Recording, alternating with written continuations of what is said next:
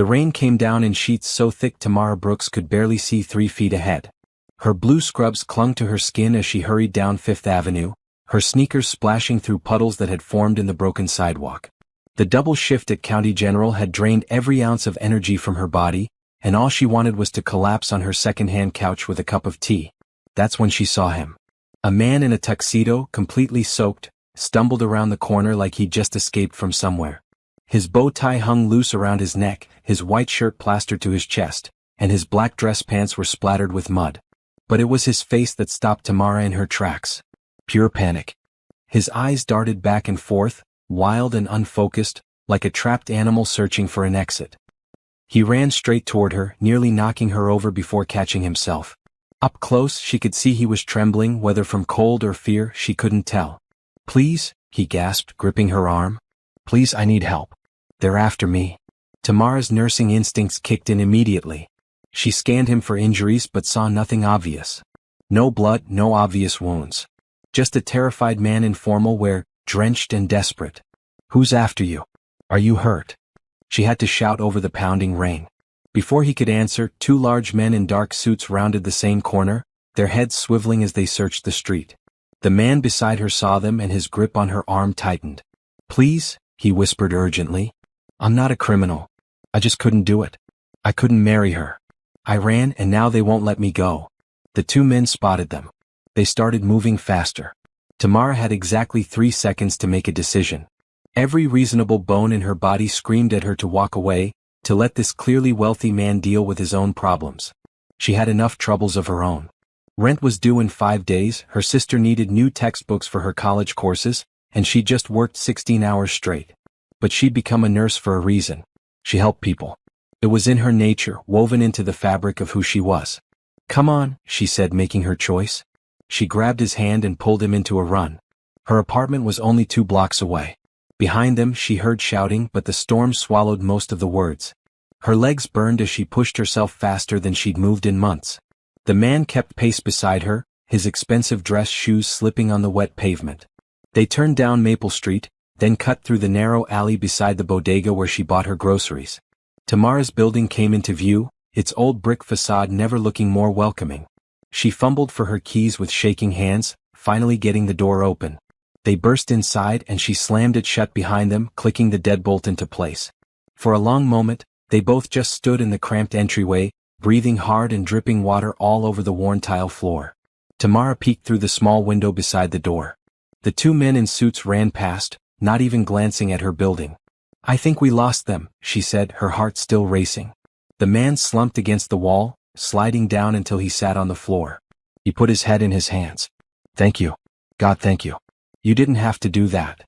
Now that they were inside, under the flickering fluorescent light of her building's hallway, Tamara got her first real look at him. He was probably in his early 30s, with dark hair plastered to his forehead and sharp features that belonged on a magazine cover.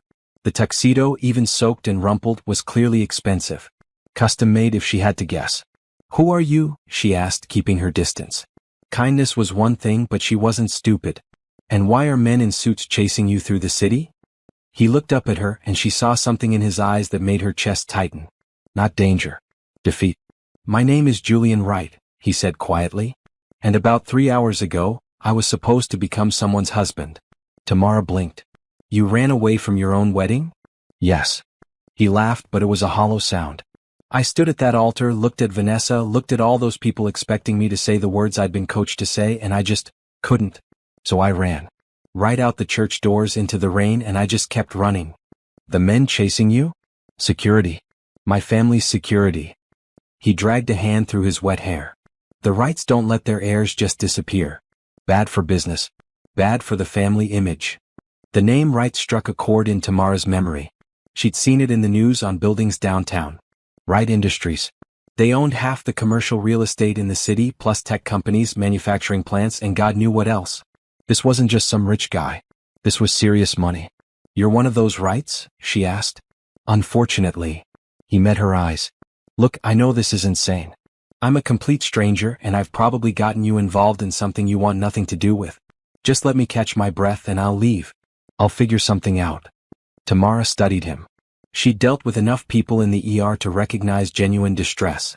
This man wasn't high, wasn't drunk, wasn't dangerous. He was just scared and lost.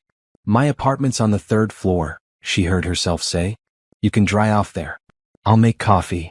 Have you ever helped a stranger not knowing it would change everything? What would you have done in Tamara's place? Subscribe and share your thoughts in the comments.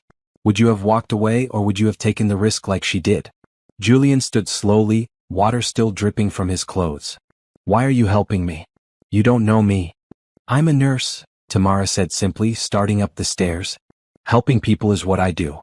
Even people running from their own weddings. Her apartment was small but clean. One bedroom that she'd given to her younger sister Rochelle, while she took the pull-out couch in the living room. The kitchen was barely big enough for 2 people, and the bathroom had a perpetually leaky faucet that the landlord refused to fix. But it was home, and right now it was a sanctuary. Sit, she instructed, pointing to the small couch. I'll get you a towel. Julian sat gingerly on the edge of the cushion, clearly trying not to soak it too badly. Tamara grabbed towels from the bathroom and tossed him one, then disappeared into her bedroom to change out of her wet scrubs. She pulled on her favorite red sweatshirt and comfortable jeans, running a towel through her own soaked hair. When she returned to the living room, Julian had dried off as best he could.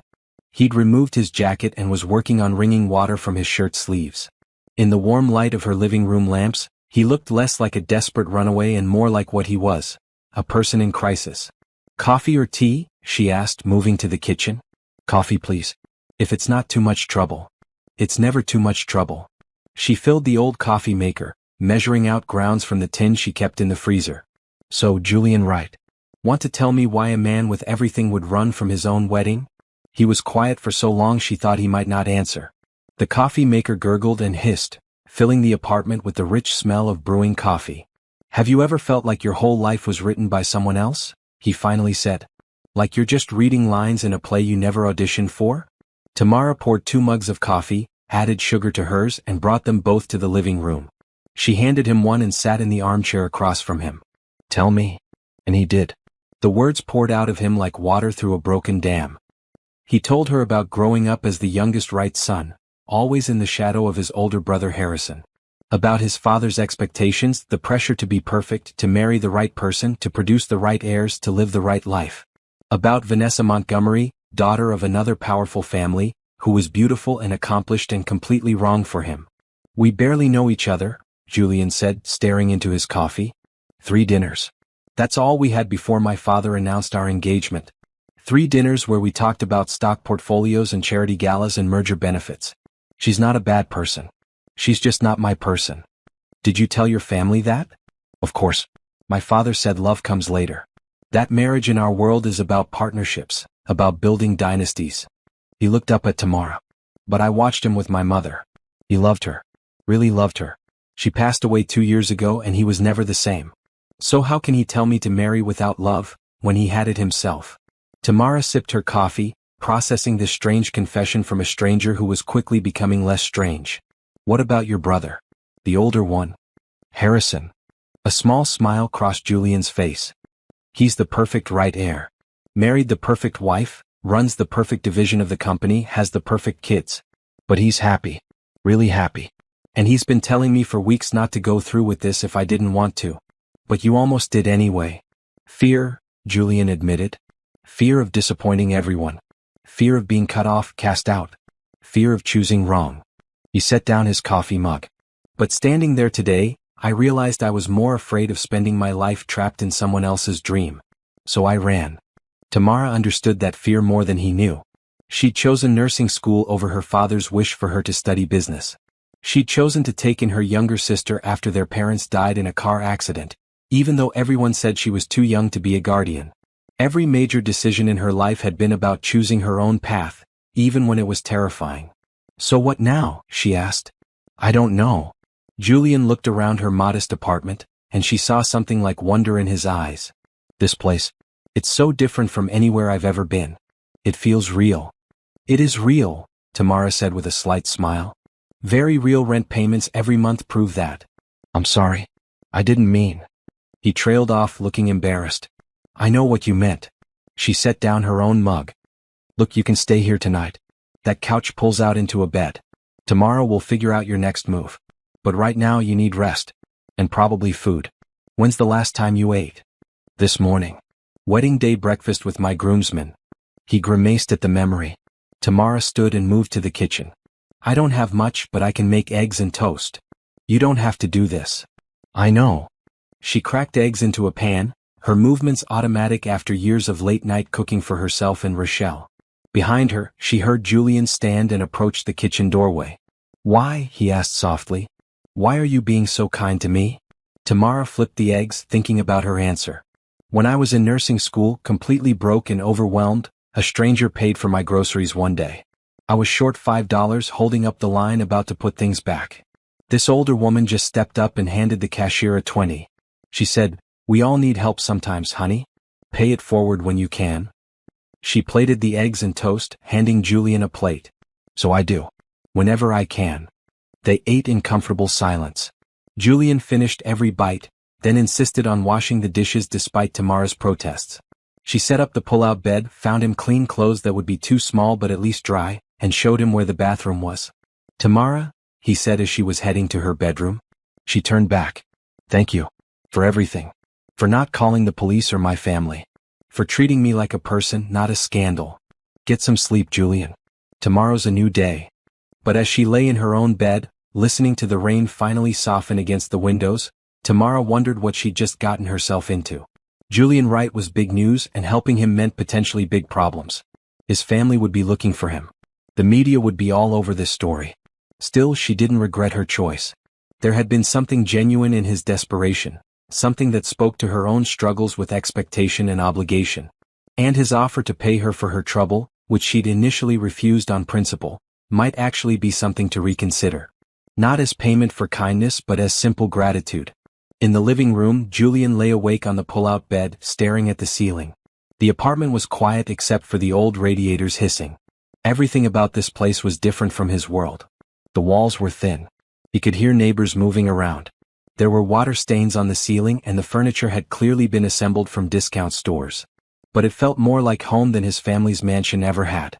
For the first time in years, maybe his whole life, Julian felt like he could breathe. Tomorrow would bring its own challenges.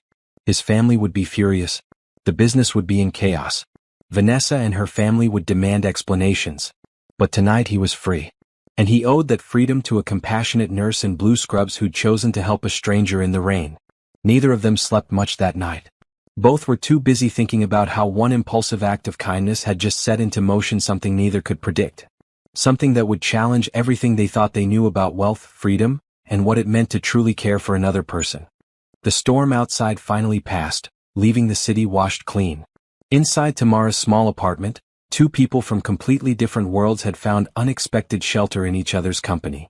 And though neither knew it yet, that rainy night would become the beginning of something neither had been looking for but both desperately needed. Morning light filtered through Tamara's thin curtains, casting pale shadows across the living room. She woke to the sound of her phone buzzing insistently on the nightstand. Rolling over, she grabbed it and squinted at the screen. 7 missed calls from her sister Rochelle, 3 texts from her coworker Jamie, and 2 from her neighbor Mrs. Chen.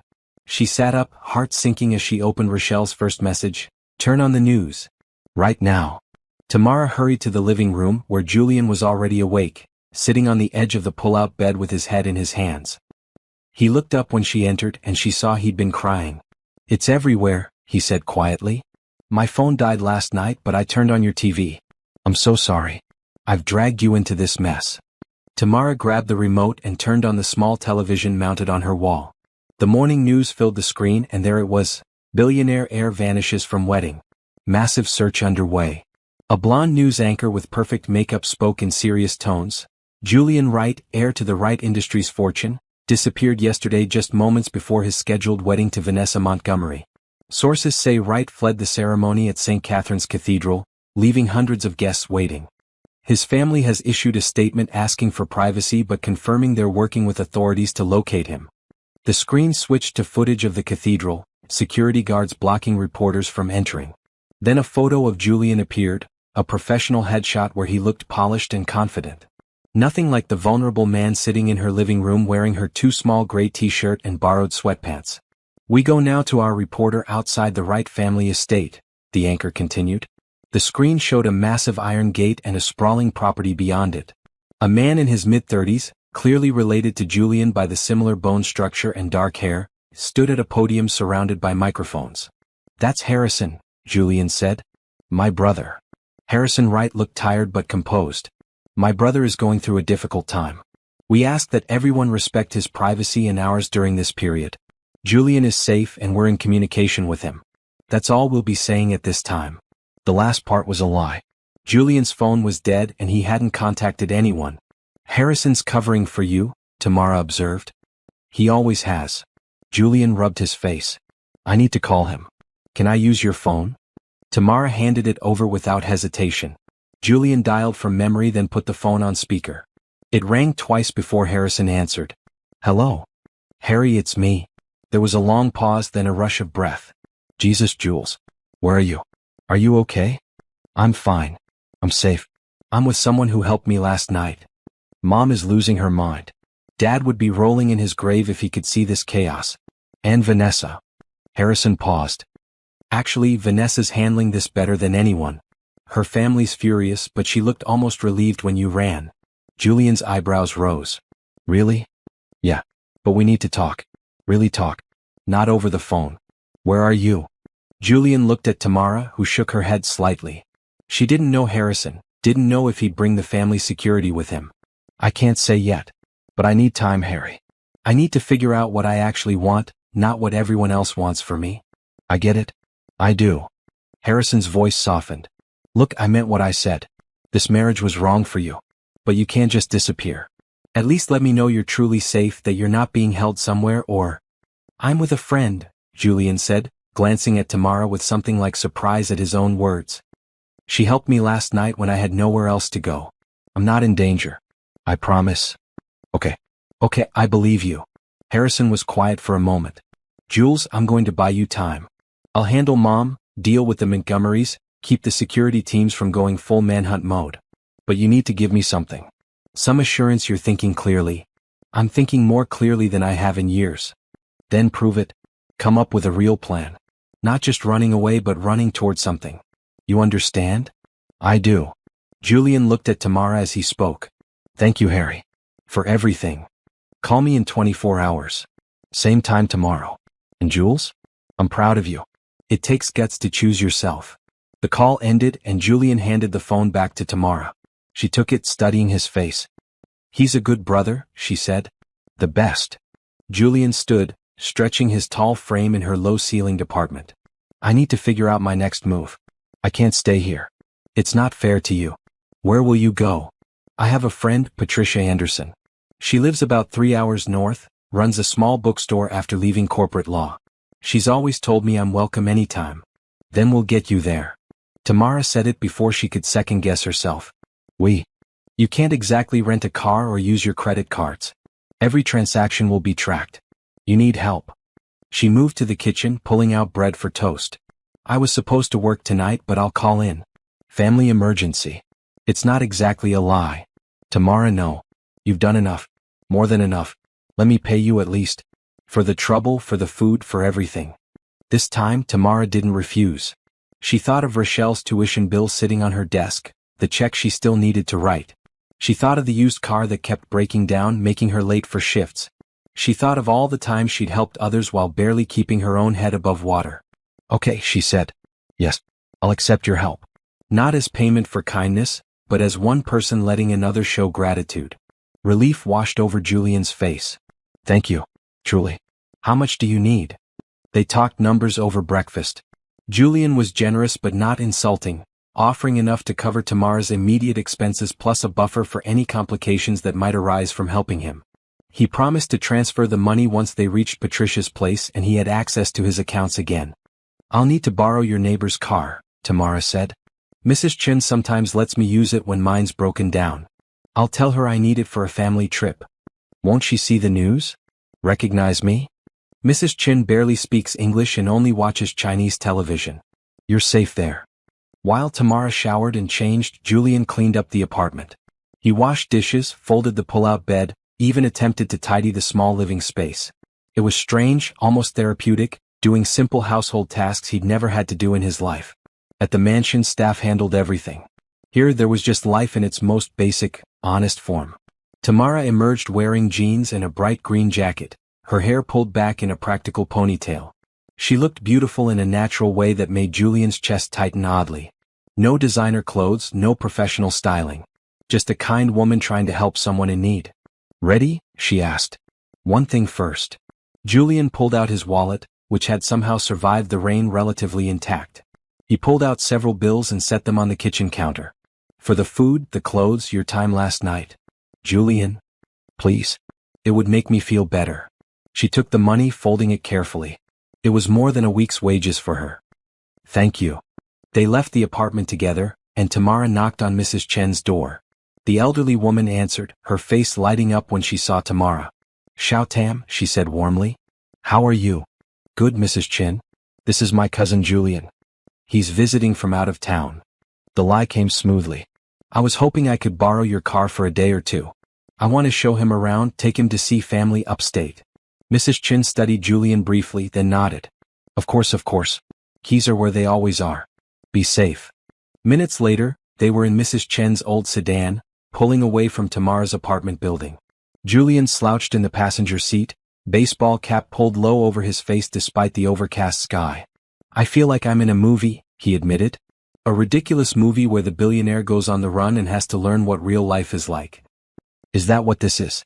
"Research." Tamara kept her eyes on the road, navigating toward the highway. "No. It's survival." Julian watched the city roll past his window. Buildings he'd seen 1,000 times looked different from this angle, from this car, with this purpose. "I've been performing my whole life, Tamara. The perfect son, the ideal businessman, the acceptable heir. I don't even know who I actually am underneath all that. You're someone who chose freedom over comfort. That's something." They drove in silence for a while, leaving the city behind. Traffic thinned as they hit the open highway, and Tamara relaxed slightly. Getting Julian to Patricia's place was step one. After that, he'd be someone else's responsibility, and she could return to her regular life. Except something about that thought made her feel unexpectedly hollow. "Can I ask you something?" Julian said. "About last night. When you saw me, soaking wet and clearly in some kind of trouble, what made you help?" "Really? Most people would have walked right past." Tamara considered the question. "I told you about the woman who paid for my groceries. But it's more than just paying forward kindness. I think some people go through life looking for reasons to say no, to protect themselves, to stay safe. I decided a long time ago to look for reasons to say yes instead. Yes to helping. Yes to taking risks. Yes to believing people are fundamentally good until they prove otherwise. That's a beautiful way to live. It's gotten me in trouble more than once," she admitted with a smile. "But I sleep better at night." An hour into the drive, they stopped at a small diner off the highway. The parking lot was nearly empty, just a few trucks and one beat-up minivan. Inside, the place smelled like coffee and bacon, and a tired waitress in a pink uniform waved them to any open booth. They slid into a corner booth, and Julian picked up the laminated menu with genuine fascination. "What's good here?" he asked. "How would I know? I've never been here before." "Oh, right." He studied the menu like it was a legal document. "I don't think I've ever actually chosen from a menu without knowing the restaurant's reputation, the chef's credentials, or having someone recommend specific dishes. It's a diner, Julian. Just pick something that sounds good."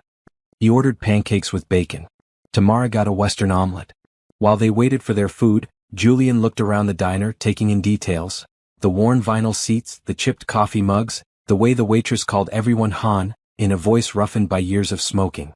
"This is what you meant by real," he said. "Isn't it? Places like this. People just living their lives without performance, without pretense." "Pretty much." Their coffee arrived, thick and strong. Tamara added cream to hers while Julian tried his black, immediately making a face that made her laugh. "Not like the imported stuff you're used to?" "It's fine. He tried another sip. "Actually, it's kind of perfect. Just coffee. No fancy origins or roasting processes. Just fuel." Their food came, and Julian approached his pancakes with surprising enthusiasm. Between bites they talked. Tamara told him about nursing school, about the struggles of raising a teenager while working double shifts. Julian talked about his childhood, surprisingly lonely despite being surrounded by wealth and staff. "I had everything," he said, "except the freedom to just be a kid. Every move was calculated, every friendship evaluated for social benefit. Even my hobbies had to be acceptable ones. Piano instead of drums. Tennis instead of basketball.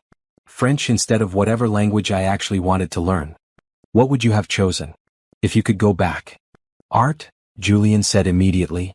I wanted to paint. Still do actually. But that wasn't a right-approved hobby. Too impractical. Too individualistic. You could start now. He looked at her, something shifting in his expression. You know what? Maybe I will. Maybe that's part of figuring out who I actually am. They finished their meal and Julian insisted on paying. He left a generous tip that made the waitress's eyes widen. Back in the car, as Tamara navigated back to the highway, Julian seemed more relaxed than she'd yet seen him. Thank you, he said. For this. For treating me like a normal person. You are a normal person.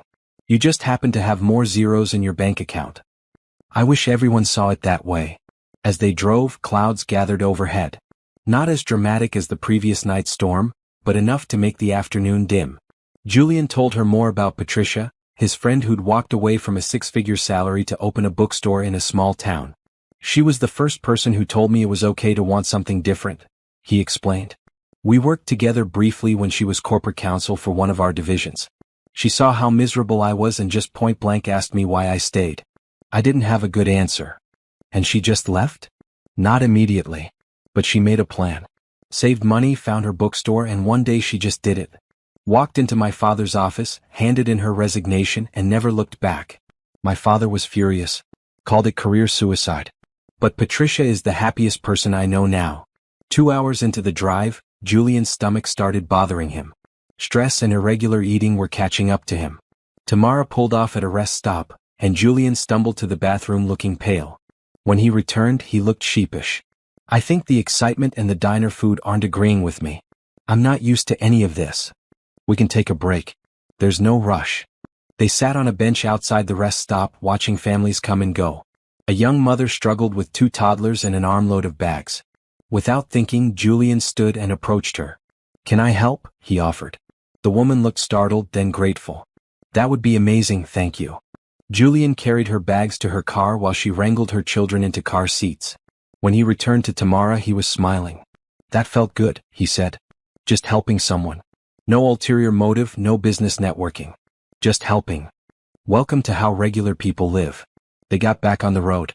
Julian's phone, which he'd been charging with Tamara's car adapter, finally had enough battery to turn on. Immediately, it exploded with notifications.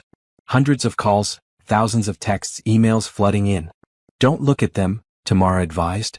Not until we get to Patricia's. It'll just stress you out. But Julian couldn't help himself.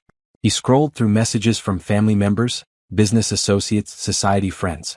Most were concerned or angry. Some were supportive. His brother Harrison had sent several texts. Stay safe. I got your back. Call when you can. Then he saw messages from Vanessa Montgomery. His finger hovered over them, then he opened the thread. Vanessa? Tamara guessed. Yeah. Julian read silently for a moment, then let out a long breath. She says she understands. That she felt it too, the wrongness of it all. She wants to talk when I'm ready, but there's no pressure. She's calling off her family's security teams. That's generous of her. She's a good person. That was never the problem. We were just 2 people being pushed together by families with agendas. They drove for another hour, talking and occasionally lapsing into comfortable silence. Julian was surprised by how easy Tamara was to be with. No judgment, no demands, no performance required. She was exactly who she appeared to be, a kind woman helping someone in need. As the landscape changed from highway to country roads, Julian felt something shifting inside him. For the first time in his life, he was making a real choice. Not the choice his family wanted, not the safe choice, not the expected choice. His choice. And sitting beside him was someone who'd taken a risk on him for no other reason than it was the right thing to do.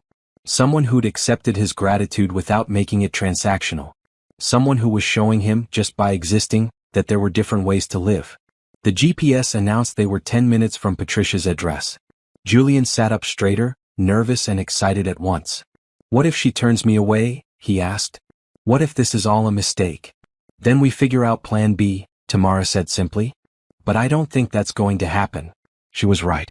When they pulled up to the small bookstore with a cozy apartment above it, Patricia came running out. She was in her 50s, with gray-streaked hair pulled into a messy bun and reading glasses hanging from a chain around her neck. She wore jeans and a blue flannel shirt, and her face broke into a huge smile when she saw Julian climb out of the car. "Julian Wright, you crazy man," she called, pulling him into a tight hug. "I saw the news. I was hoping you'd show up here." "Hi, Pat," Julian said, hugging her back. He felt tears prick his eyes. "I didn't know where else to go. You came to exactly the right place." Patricia pulled back, holding him at arm's length to study his face. "You look terrible. And happy. How is that possible? It's been a strange couple of days." Patricia's gaze shifted to Tamara, who was standing by the car, giving them space. "And who's your friend?" "This is Tamara Brooks. She saved my life. Literally took me in when I had nowhere to go." Patricia approached Tamara with her hand extended. "Then you're a saint. Come inside, both of you. We have a lot to talk about." The bookstore was exactly what Julian had described. Cozy, cluttered in the best way, smelling of paper and coffee. Patricia led them upstairs to her apartment, which was just as welcoming. She made tea while Julian and Tamara settled on her worn but comfortable couch. "Okay," Patricia said, bringing over 3 mugs. "Start from the beginning." "Everything." Julian told the whole story. The wedding, the moment of panic, running through the rain, meeting Tamara. Patricia listened without interrupting, nodding occasionally, her face moving through expressions of concern, understanding, and approval.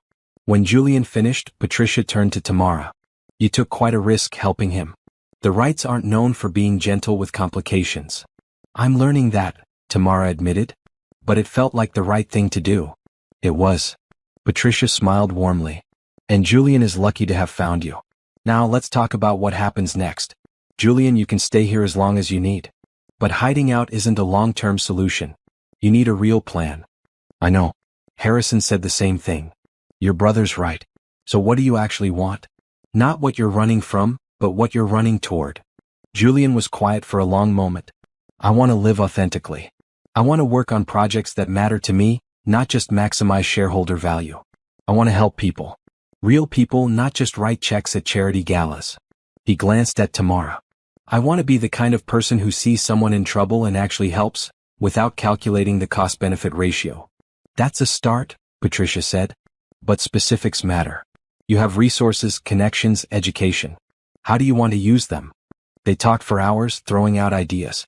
Julian could step back from his CEO track position, move into philanthropic work. He could start a foundation focused on real community support, not just tax-deductible donations. He could use his business degree to help nonprofits become more effective. Tamara listened, occasionally offering perspective from her world. What people actually needed, how services could be better delivered, where the gaps were in the system. "You see," Patricia said to Julian. "This is what happens when you engage with real life instead of just theorizing about it in boardrooms. Real solutions come from understanding real problems." By evening, Julian had the outline of a plan. He'd return home in a few days, face his family on his terms, and propose a new role in the company that aligned with his values. If they refused, he'd step away entirely and use his trust fund to start something new. "It won't be easy," Patricia warned. "Your mother will fight you. The board will resist. People will say you're throwing away your potential." "Let them." Julian looked more determined than he had in days. "I'd rather build something meaningful from scratch than inherit something that suffocates me." Tamara stood, preparing to leave. "I should head back. My sister will be wondering where I am." "Stay," Patricia insisted. "It's too late to drive back now. I have a guest room." Julian stood too. "Before you decide, there's something I need to do." He pulled out his phone and made a call. When it connected, he put it on speaker. "Julian?" Harrison's voice was clear and concerned. "Right on time. You okay?" "I'm fine. Better than fine." "Harry, I need you to do something for me." "Anything." "I need you to transfer $50,000 to an account I'm going to give you. Tonight." There was a pause. "Okay. Can I ask why?" "I'm repaying a debt. To someone who helped me when I needed it most." Julian looked at Tamara as he gave Harrison her bank account information, which she'd shared reluctantly. She started to protest, but Julian held up his hand. "This isn't charity," he said firmly. "This is gratitude. You helped me, gave me shelter, sacrificed your time and took a risk on a stranger. That deserves more than just words." Tamara's eyes filled with tears. She thought of Rochelle's tuition, the bills piling up, the constant stress of trying to make ends meet. This was life-changing money for her. "I don't know what to say," she whispered. "Say you'll accept it with the same grace you showed me. Say you'll use it to make your life easier, the way you made mine bearable when I had nothing. Okay. Yes. Thank you. The words felt inadequate, but they were all she had. The transfer went through immediately. Harrison confirmed it, made Julian promise to call tomorrow, and hung up. Julian turned to Tamara with a soft smile. Now stay. Have dinner with us. Let me start repaying the kindness you showed me. Tamara stayed. They ordered pizza, and Patricia regaled them with stories of her corporate days and her dramatic exit. They laughed and talked late into the night, three people from different worlds finding common ground in honesty and hope. Later, as Tamara lay in Patricia's guest bed, her phone showed the bank notification, $50,000 deposited. She cried then, quiet tears of relief and gratitude. This money would change everything for her and Rochelle. College tuition covered. Car repairs paid for. A buffer against the constant financial anxiety that had shadowed her for years. But more than the money, something else had shifted. She'd taken a chance on a stranger and found not just gratitude but connection. Julian wasn't just a wealthy man anymore. He was someone searching for meaning just like her. Someone trying to build a life that mattered. In the next room, Julian lay awake thinking similar thoughts. Tamara had given him something far more valuable than shelter. She'd given him a glimpse of a different way to live. A way based on kindness, on saying yes to helping people, on choosing connection over convenience. Tomorrow would bring new challenges. But tonight they were all safe, warm, and for the first time in a long time hopeful. Sunlight streamed through the windows of Patricia's guest room, and Tamara woke feeling more rested than she had in months. The weight that usually pressed on her chest first thing in the morning, the immediate mental checklist of bills and obligations, felt lighter. She checked her phone, confirming the bank deposit was real and not some stress-induced dream. $50,000. It was more money than she'd ever had at once in her entire life. She got up, dressed in yesterday's clothes, and followed the smell of coffee and bacon to Patricia's kitchen. Julian was already there, wearing borrowed clothes that fit him better than Tamara's had. He was standing at the stove, attempting to flip pancakes while Patricia supervised with barely concealed amusement. Careful, the spatula goes under the pancake before you flip, Patricia instructed. There. Good. See. Not so hard. I've never cooked anything in my life, Julian admitted, concentrating on the task with endearing intensity. This is harder than it looks. Most things worth doing are. Patricia noticed Tamara in the doorway and smiled. Good morning. Coffee's fresh. Morning. Tamara poured herself a cup, watching Julian carefully transfer his somewhat misshapen pancakes to a plate. You're cooking? Badly, but yes. He turned with a proud smile, holding up the plate. Patricia's teaching me basic life skills. Turns out I'm helpless in most practical ways. They ate together at Patricia's small kitchen table, sunlight making patterns on the worn wood. The pancakes were unevenly cooked, some parts crispy and some still slightly raw, but nobody complained. There was something sweet about watching Julian discover simple pleasures like cooking breakfast. I checked the news, Patricia said, pulling out her tablet. The story's evolving. Your family released another statement saying you're safe and taking time for personal reflection. Very diplomatic. That's Harrison's work, Julian said. He's good at managing the message. But public curiosity is intense. You're a trending topic on every social media platform. Lots of speculation about where you are and why you ran. Tamara leaned over to look at the screen. Photos of Julian and Vanessa at various society events filled the articles. They looked perfect together in the pictures, like models from a magazine spread. Tamara felt a strange pang looking at them. People are taking sides, Patricia continued, scrolling through comments. Some say you're spoiled and irresponsible. Others are calling you brave for choosing authenticity over expectation. There's even a hashtag, runaway groom. Julian grimaced. Wonderful. My life reduced to a hashtag. The internet moves fast, Tamara observed. This will blow over eventually. Maybe. But first I have to face everyone. Julian pushed his plate away, appetite gone. I've been thinking about what I said last night. About making a plan, stepping back from the business, doing something meaningful. But talking about it here in Patricia's safe kitchen is different from actually walking into that mansion and telling my mother I'm throwing away everything she's worked to prepare me for. Then don't think of it as throwing away, Patricia suggested. Think of it as transformation. You're not abandoning your responsibilities. You're reshaping them to align with who you actually are. Easy to say. Nothing about this is easy, Julian. But you've already done the hardest part. You made the choice.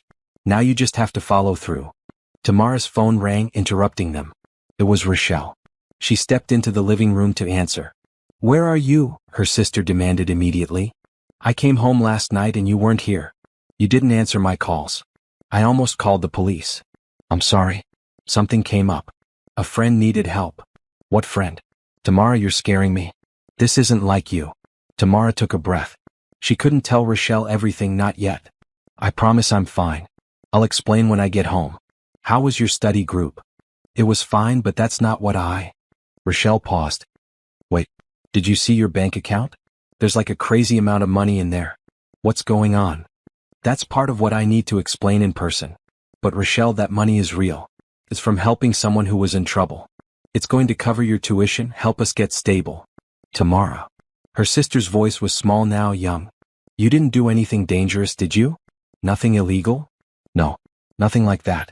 I just helped someone who needed it and they showed their gratitude. I promise you everything is okay." She glanced back at the kitchen where Julian and Patricia were talking quietly. "Better than okay, actually." They talked for a few more minutes, Tamara reassuring her sister until Rochelle finally relaxed. When she hung up and returned to the kitchen, Julian looked concerned. "Everything all right?" "My sister was worried.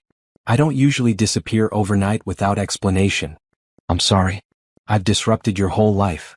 "Stop apologizing," Tamara said gently. "I made my choices.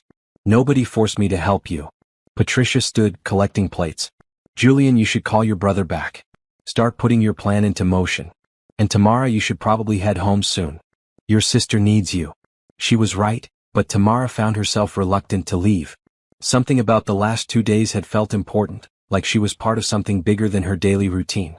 Going back to her regular life seemed suddenly small in comparison. Julian walked her to the car an hour later. They stood in Patricia's driveway, morning sun warming their faces, neither quite ready to say goodbye. "I can't thank you enough," Julian started. "You already did. Very generously." Tamara smiled, but it felt bittersweet. "Good luck with your family. I hope they understand what you're trying to do." "Will you?" Julian hesitated, looking uncertain. "Would it be okay if I stayed in touch? Called you sometimes? I don't have many friends who see me as just a person, not as a right heir or a business asset." "You do. I'd like that." They exchanged numbers properly, not just in case of emergency but with the intention of real friendship. Julian hugged her, and Tamara was surprised by how natural it felt, how right. "You changed my life," he said quietly. "I hope you know that. You changed mine too. That money will make everything different." "That's not what I meant." He pulled back, looking at her seriously.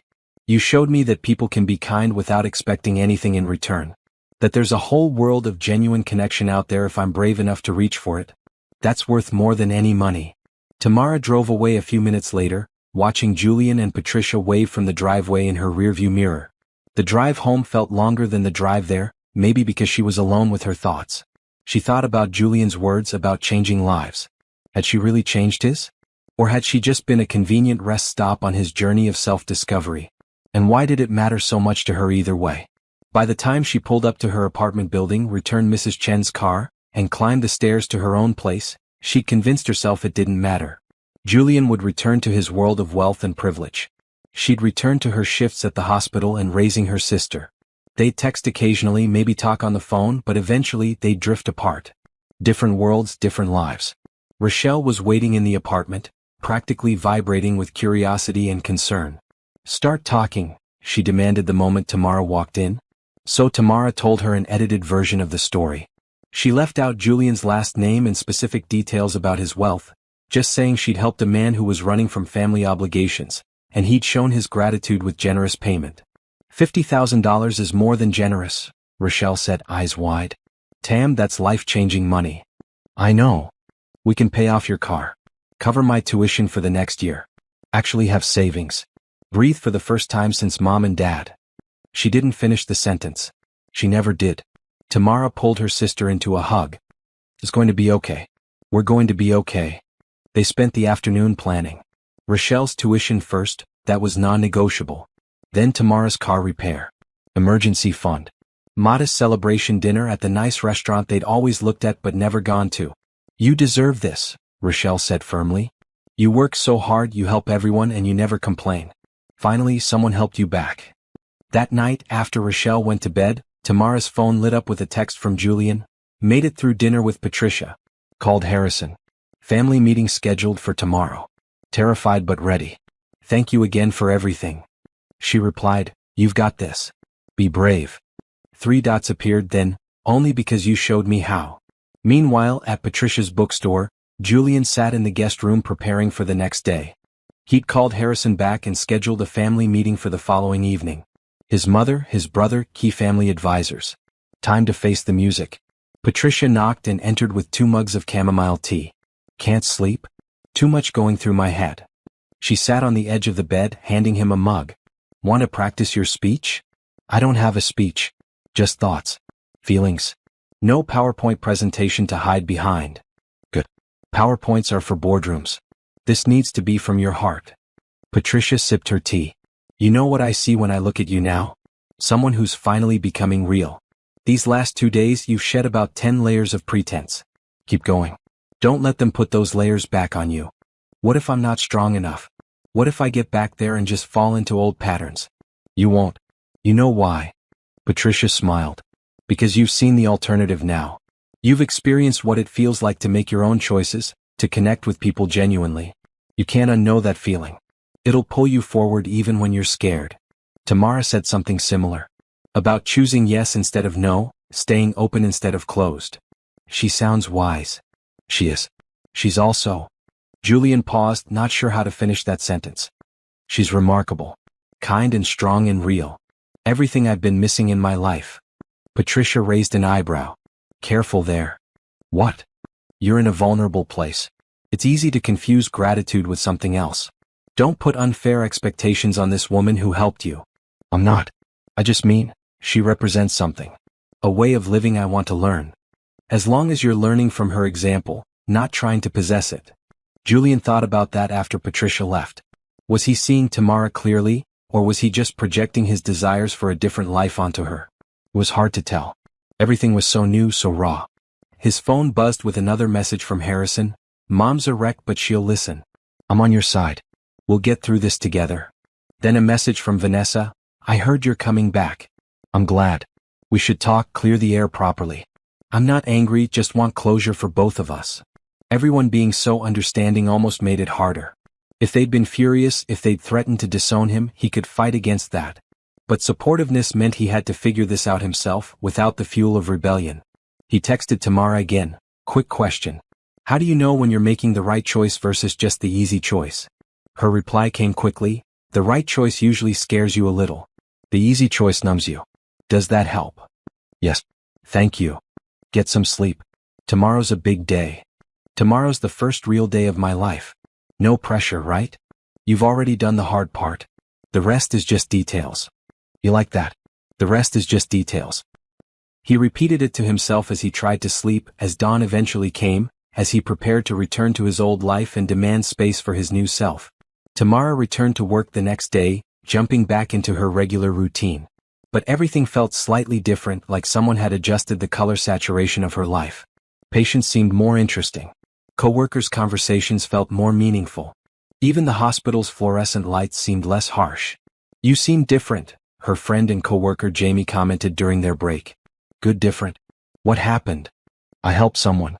They helped me back. It just reminded me why I do this work. Must have been some patient. Something like that.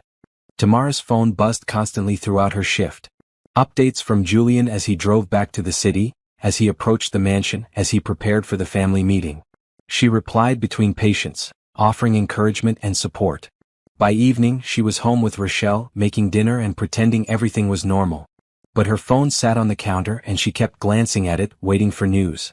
Finally, at 8 p.m. it rang. Julian's name on the screen.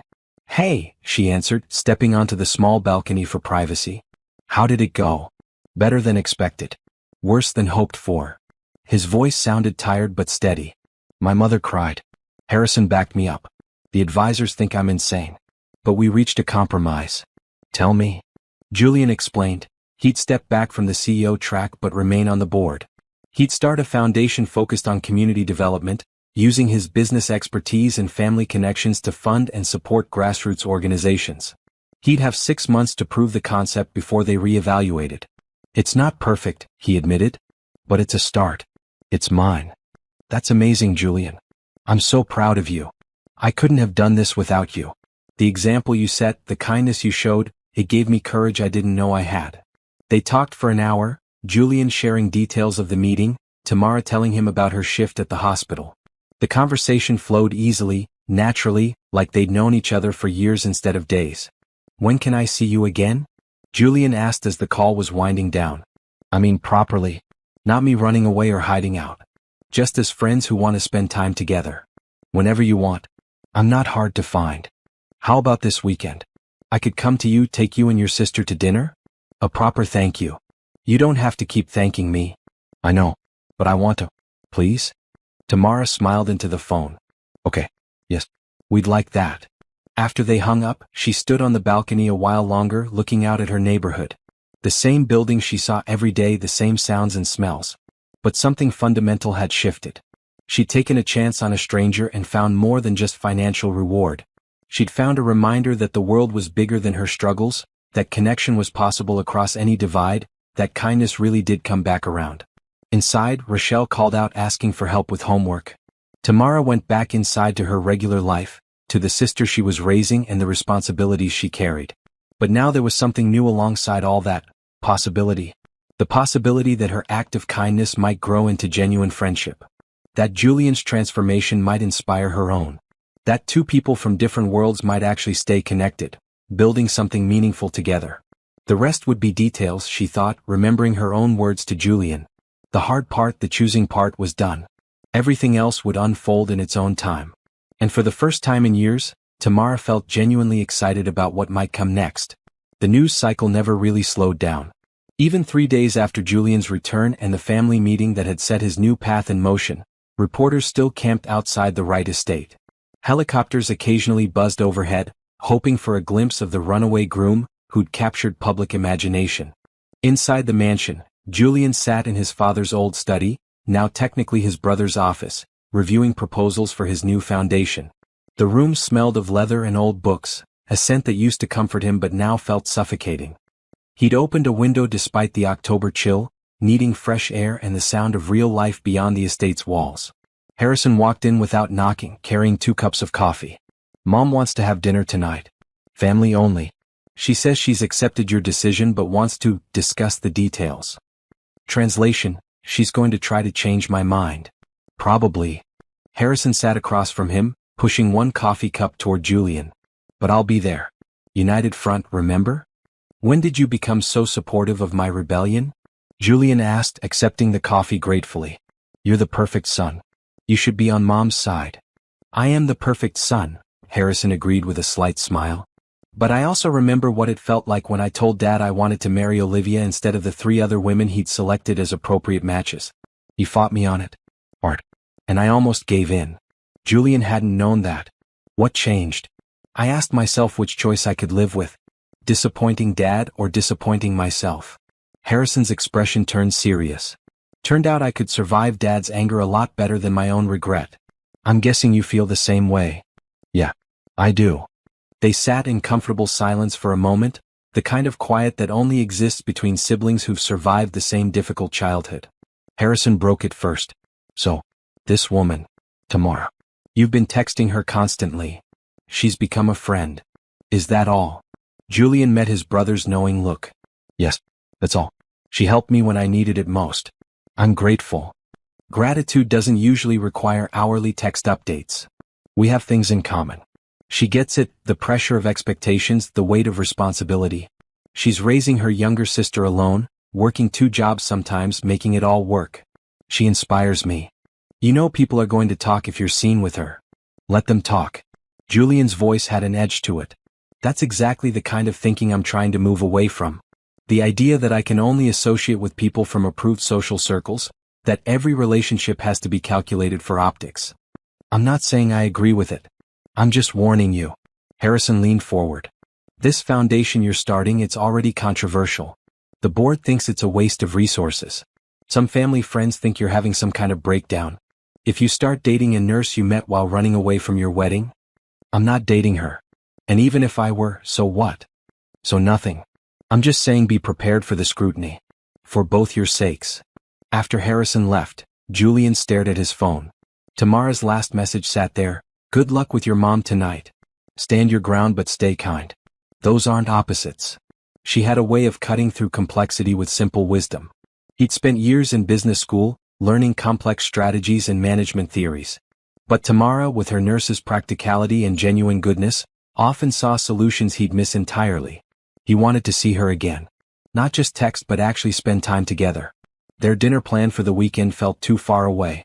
He wanted to share his day with her, hear about hers, exist in the same space without crisis or urgency.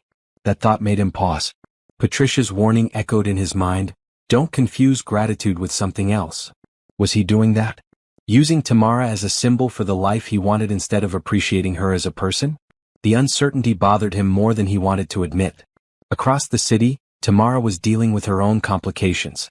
The hospital administrator had called her into his office that morning, and the meeting hadn't gone well. Someone's been asking questions about you, Mr. Peterson had said, his usually friendly face serious. A private investigator, claiming to be doing background research for a potential employer. Tamara's stomach had dropped. What kind of questions? Your employment history, your character, your financial situation. I didn't give him anything, of course. We protect our staff's privacy. But I thought you should know. Now, sitting in the break room during her lunch hour, Tamara tried to figure out what to do. It had to be related to Julian. Someone from his family, maybe, or the Montgomery family investigating who'd helped their runaway groom. The thought made her angry and anxious in equal measure. She called Julian immediately. Are people looking into me? She asked without preamble when he answered. What? No. Why would? He paused. What happened?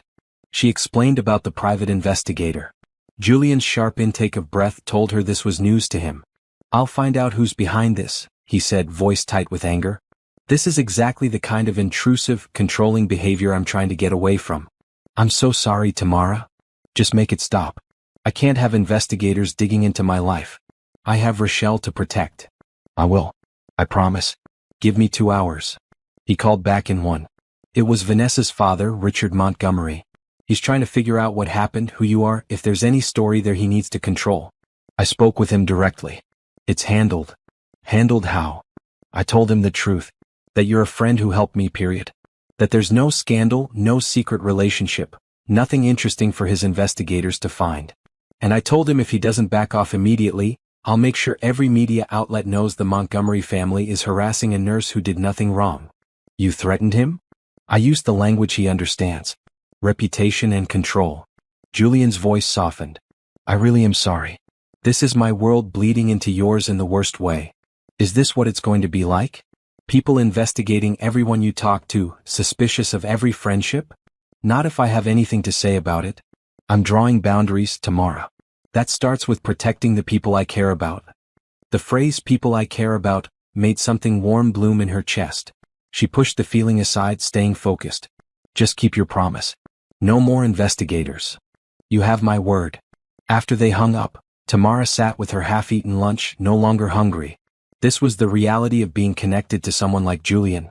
Even friendship came with complications, scrutiny, and unwanted attention. Was it worth it? She thought about the texts they'd exchanged over the past few days. His excitement about foundation ideas. Her stories from the hospital. The easy way they talked, the natural flow of conversation. Yes, she decided. It was worth it. But she'd need to be careful, protect herself and especially Rochelle from the more intrusive aspects of Julian's world. That evening, Julian sat at the formal dining table with his mother and Harrison. The table could seat 20, but the three of them clustered at one end, trying to make the massive space feel intimate. It didn't work. His mother, Catherine Wright, looked every inch the society matriarch in her blue designer dress and perfectly styled hair.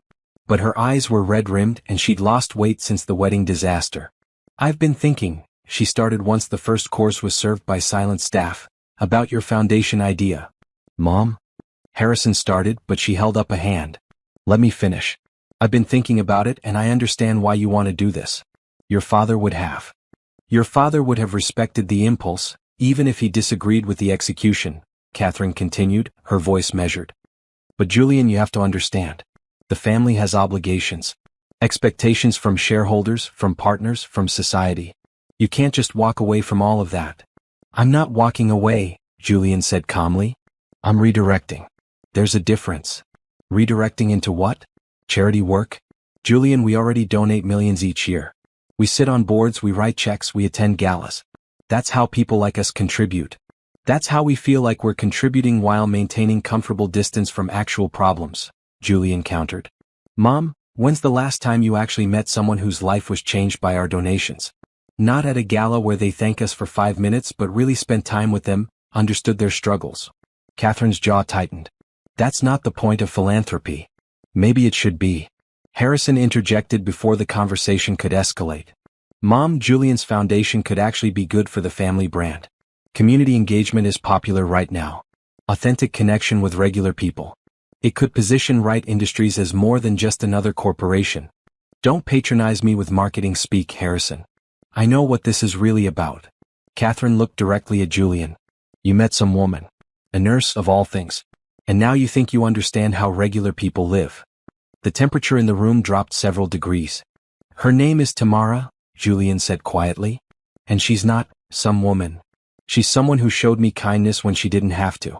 Who helped me without expecting anything in return. Who lives her life with more integrity than most people in our social circle combined.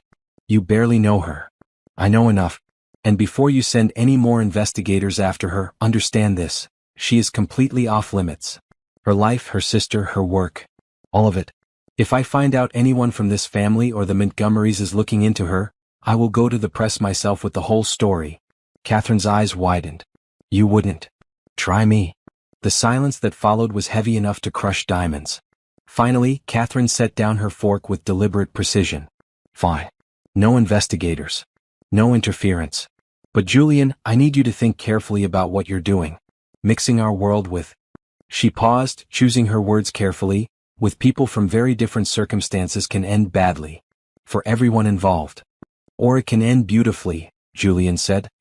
Like when Harrison married Olivia, who came from a middle-class family in Ohio and who you fought against until you realized she made him genuinely happy. Catherine had the grace to look slightly ashamed. That was different. It really wasn't. Dinner continued in uncomfortable quiet. Harrison tried several times to restart conversation, but the tension wouldn't break. When dessert was finally cleared, Julian excused himself and headed to his private wing of the mansion. His suite was enormous. Bedroom, sitting room, private bathroom bigger than most apartments.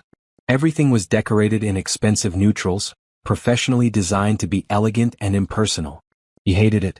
It felt like a hotel room, beautiful and soulless. He pulled out his phone and texted Tamara. Family dinner was rough. Mom knows about you. I handled it but wanted you to know. Her reply came quickly. Define handled. Told her you were off limits. No more investigations. She agreed. Did she really agree or did she just stop arguing?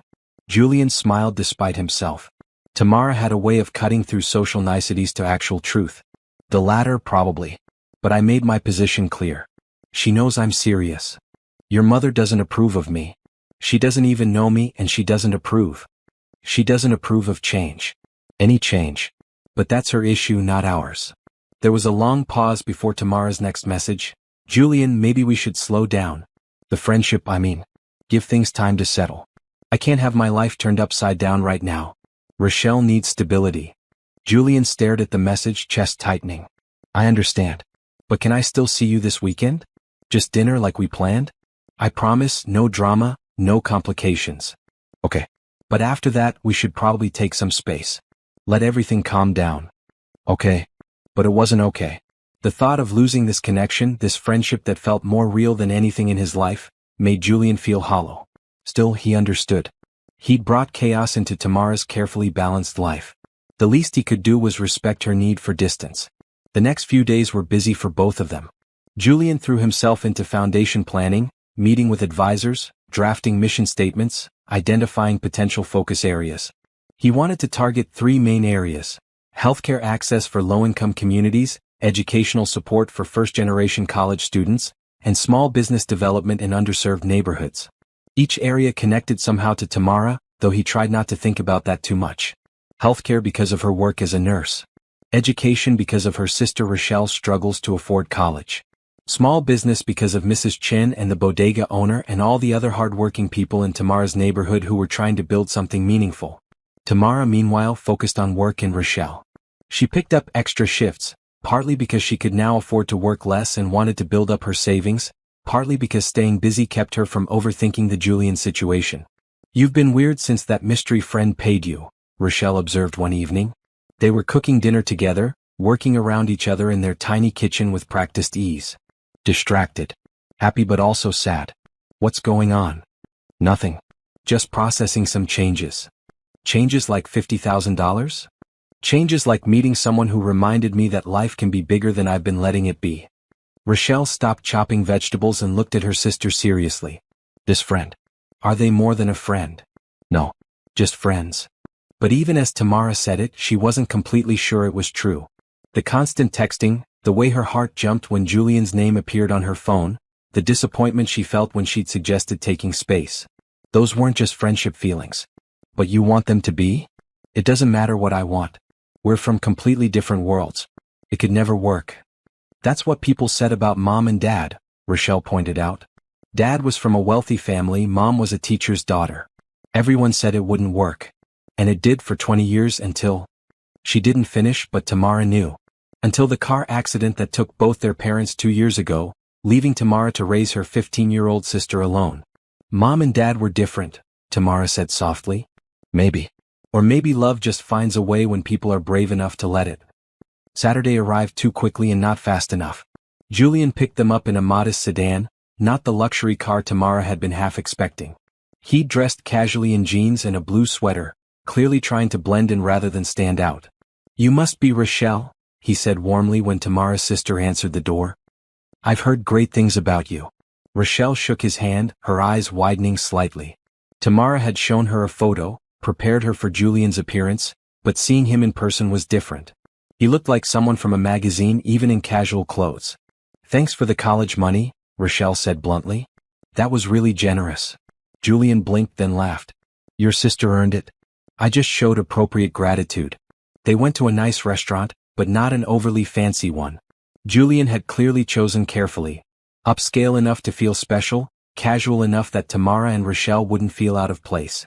Over dinner he asked Rochelle about her studies, her goals, her interests.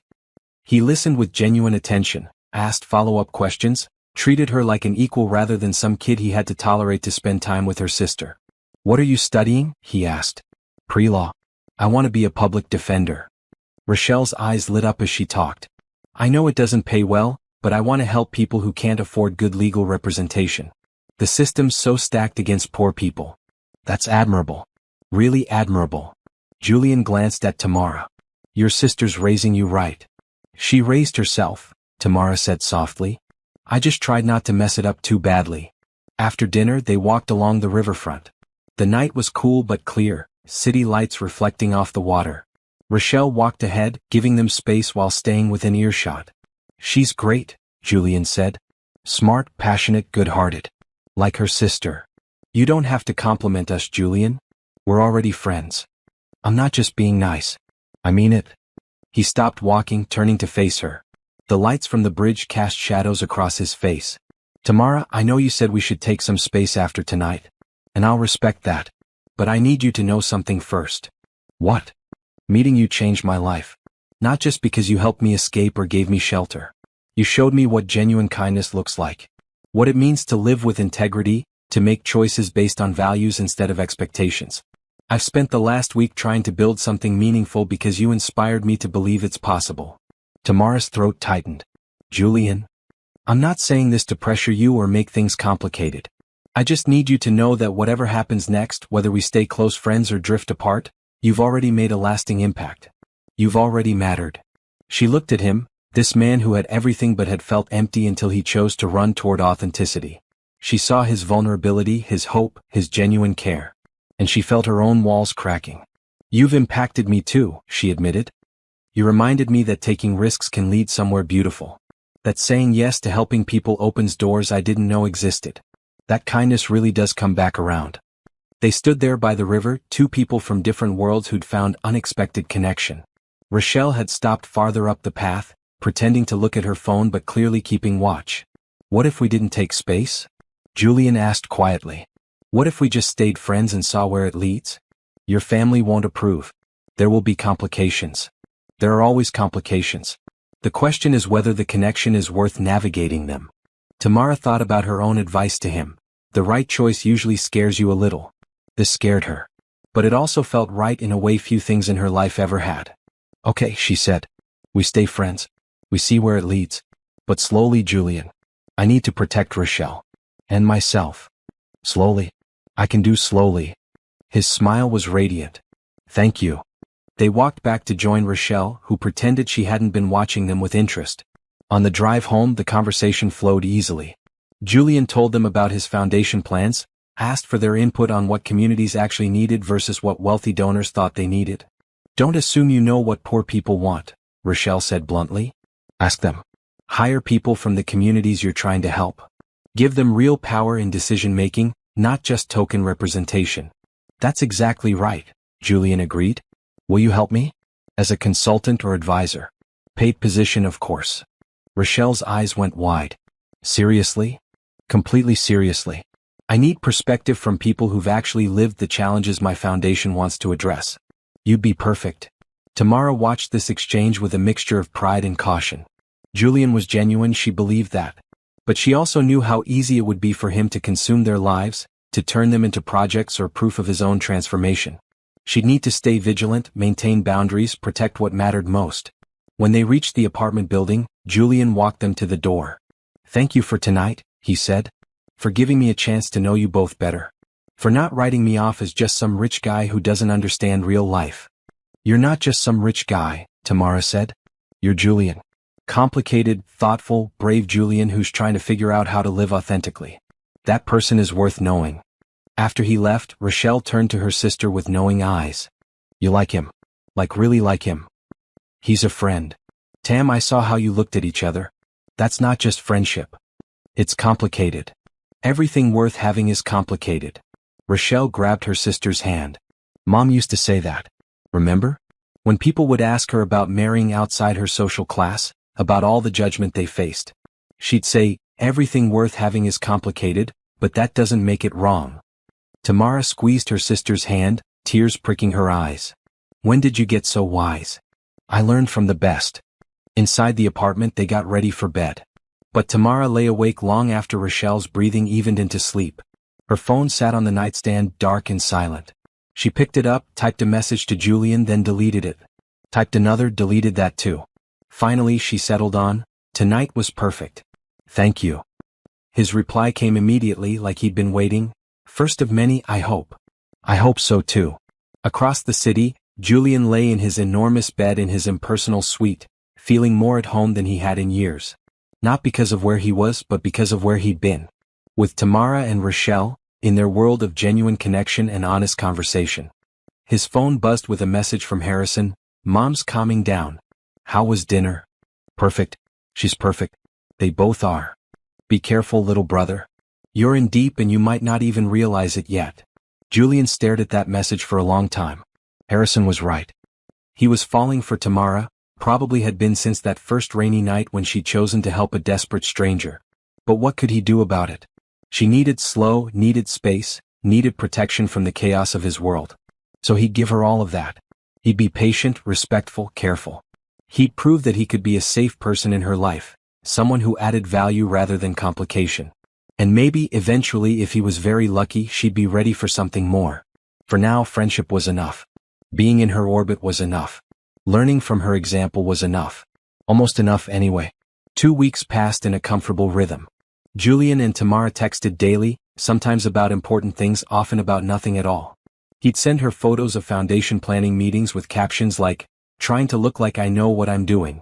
She'd send him snippets from her hospital shifts. Patient just asked if I'm single because her grandson needs a nice girl. I'm 28 and still getting set up by strangers. It felt natural, easy. Like they'd known each other for years instead of weeks. Rochelle started attending foundation planning meetings as a paid consultant, offering perspective that made Julian's expensive advisors uncomfortable with how often she was right. Catherine Wright had reluctantly accepted the arrangement, though she still hadn't agreed to meet Tamara in person. Give her time, Harrison advised during one of their morning coffee meetings. She's processing a lot of change. The wedding disaster, your career pivot, now this friendship with Tamara. It's overwhelming for her. I'm not asking Mom to accept Tamara as a friend or advisor. I'm asking her to treat another human being with basic respect. Baby steps, Jules. That Saturday morning, Julian called Tamara with an unexpected proposal. I need to drive to my family's lake house upstate, he explained. There are some documents there for the foundation, old charity files my father kept. Would you want to come with me? Make a day of it? Tamara hesitated. Time alone together, away from the city, felt like crossing a line they'd been carefully avoiding. Julian, I know how it sounds, but I promise this isn't some romantic scheme. I just genuinely enjoy your company, and 4 hours alone in a car sounds unbearable without someone to talk to. Plus, the lake house is beautiful this time of year. You could bring Rochelle if you want a chaperone. She laughed at that. A chaperone? What is this, 1950? I'm trying to be respectful of your boundaries. Is it working? Sort of. Okay, yes, I'll come. But Rochelle has a study group today, so it'll just be us. Just us works for me. He picked her up in the same modest sedan, this time wearing jeans and a red flannel shirt that made him look like a college student rather than a billionaire heir. Tamara wore comfortable clothes too, leggings and an oversized green sweater, her hair pulled up in a messy bun. You look comfortable, Julian observed as she climbed into the car. That's the goal. You said 4 hours in a car. I dressed accordingly. The drive started easy. They talked about everything and nothing, comfortable silence punctuated by bursts of conversation. Julian told her about foundation progress, about the surprising support from some board members and the expected resistance from others. Tamara shared hospital stories, the triumphs and heartbreaks that came with nursing. An hour into the drive, they stopped at a gas station. Julian went inside to pay while Tamara filled the tank. She was replacing the gas cap when a woman approached her. Excuse me, the woman said, phone in hand. Aren't you that nurse? The one who helped Julian write when he ran from his wedding. Tamara's stomach dropped. I don't know what you're talking about. I saw you with him just now. I've been following the story online. There are theories that you two are secretly together, that you were the reason he left Vanessa Montgomery. Those theories are wrong. We're just friends. Can I get a picture? This would be huge for my social media. No. Please respect my privacy. The woman looked disappointed but backed off. Julian emerged from the gas station just as she walked away, immediately sensing something was wrong. What happened? Tamara explained as they got back in the car. Julian's jaw tightened with anger. I'm so sorry. I should have thought about this, about the possibility of being recognized. It's fine. She didn't take a picture. It's not fine. You should be able to exist in the world without strangers approaching you about my life. They drove in tense silence for a few minutes before Tamara spoke again. This is what it's going to be like, isn't it? If we stay friends, if we spend time together publicly. People recognizing us, making assumptions, spreading rumors. Yes, probably. Julian gripped the steering wheel tighter. I can't promise it won't happen. But I can promise I'll do everything in my power to protect your privacy.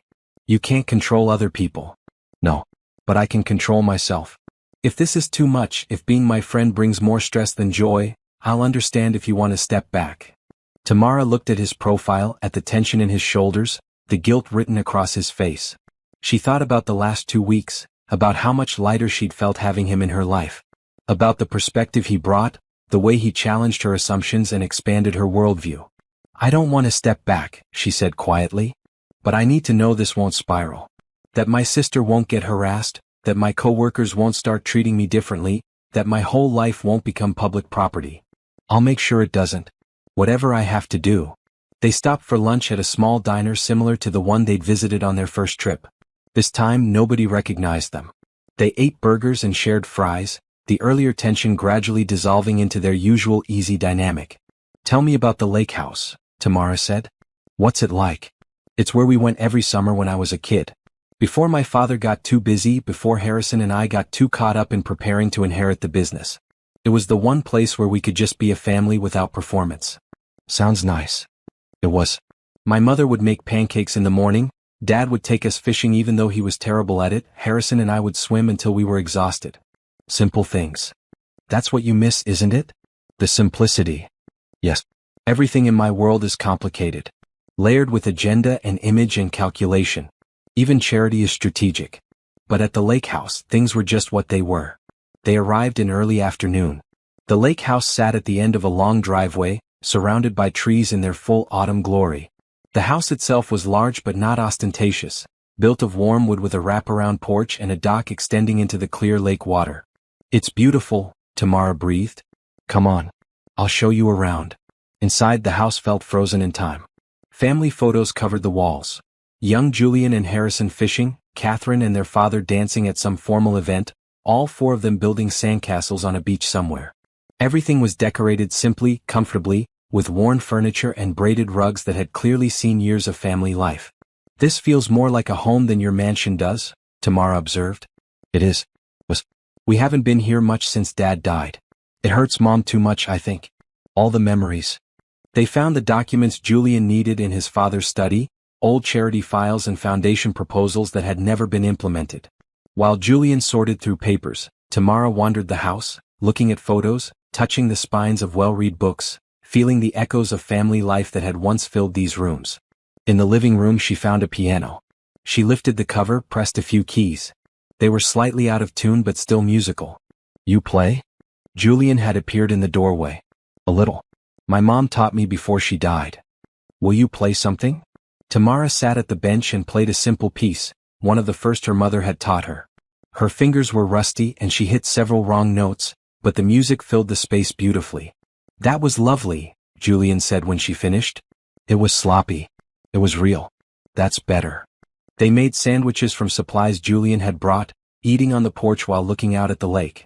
The afternoon sun was warm despite the autumn chill, and everything felt peaceful in a way Tamara hadn't experienced in years. "I could see why you'd want to come here," she said. "To escape, to think, to just breathe." "It's different sharing it with someone," Julian admitted.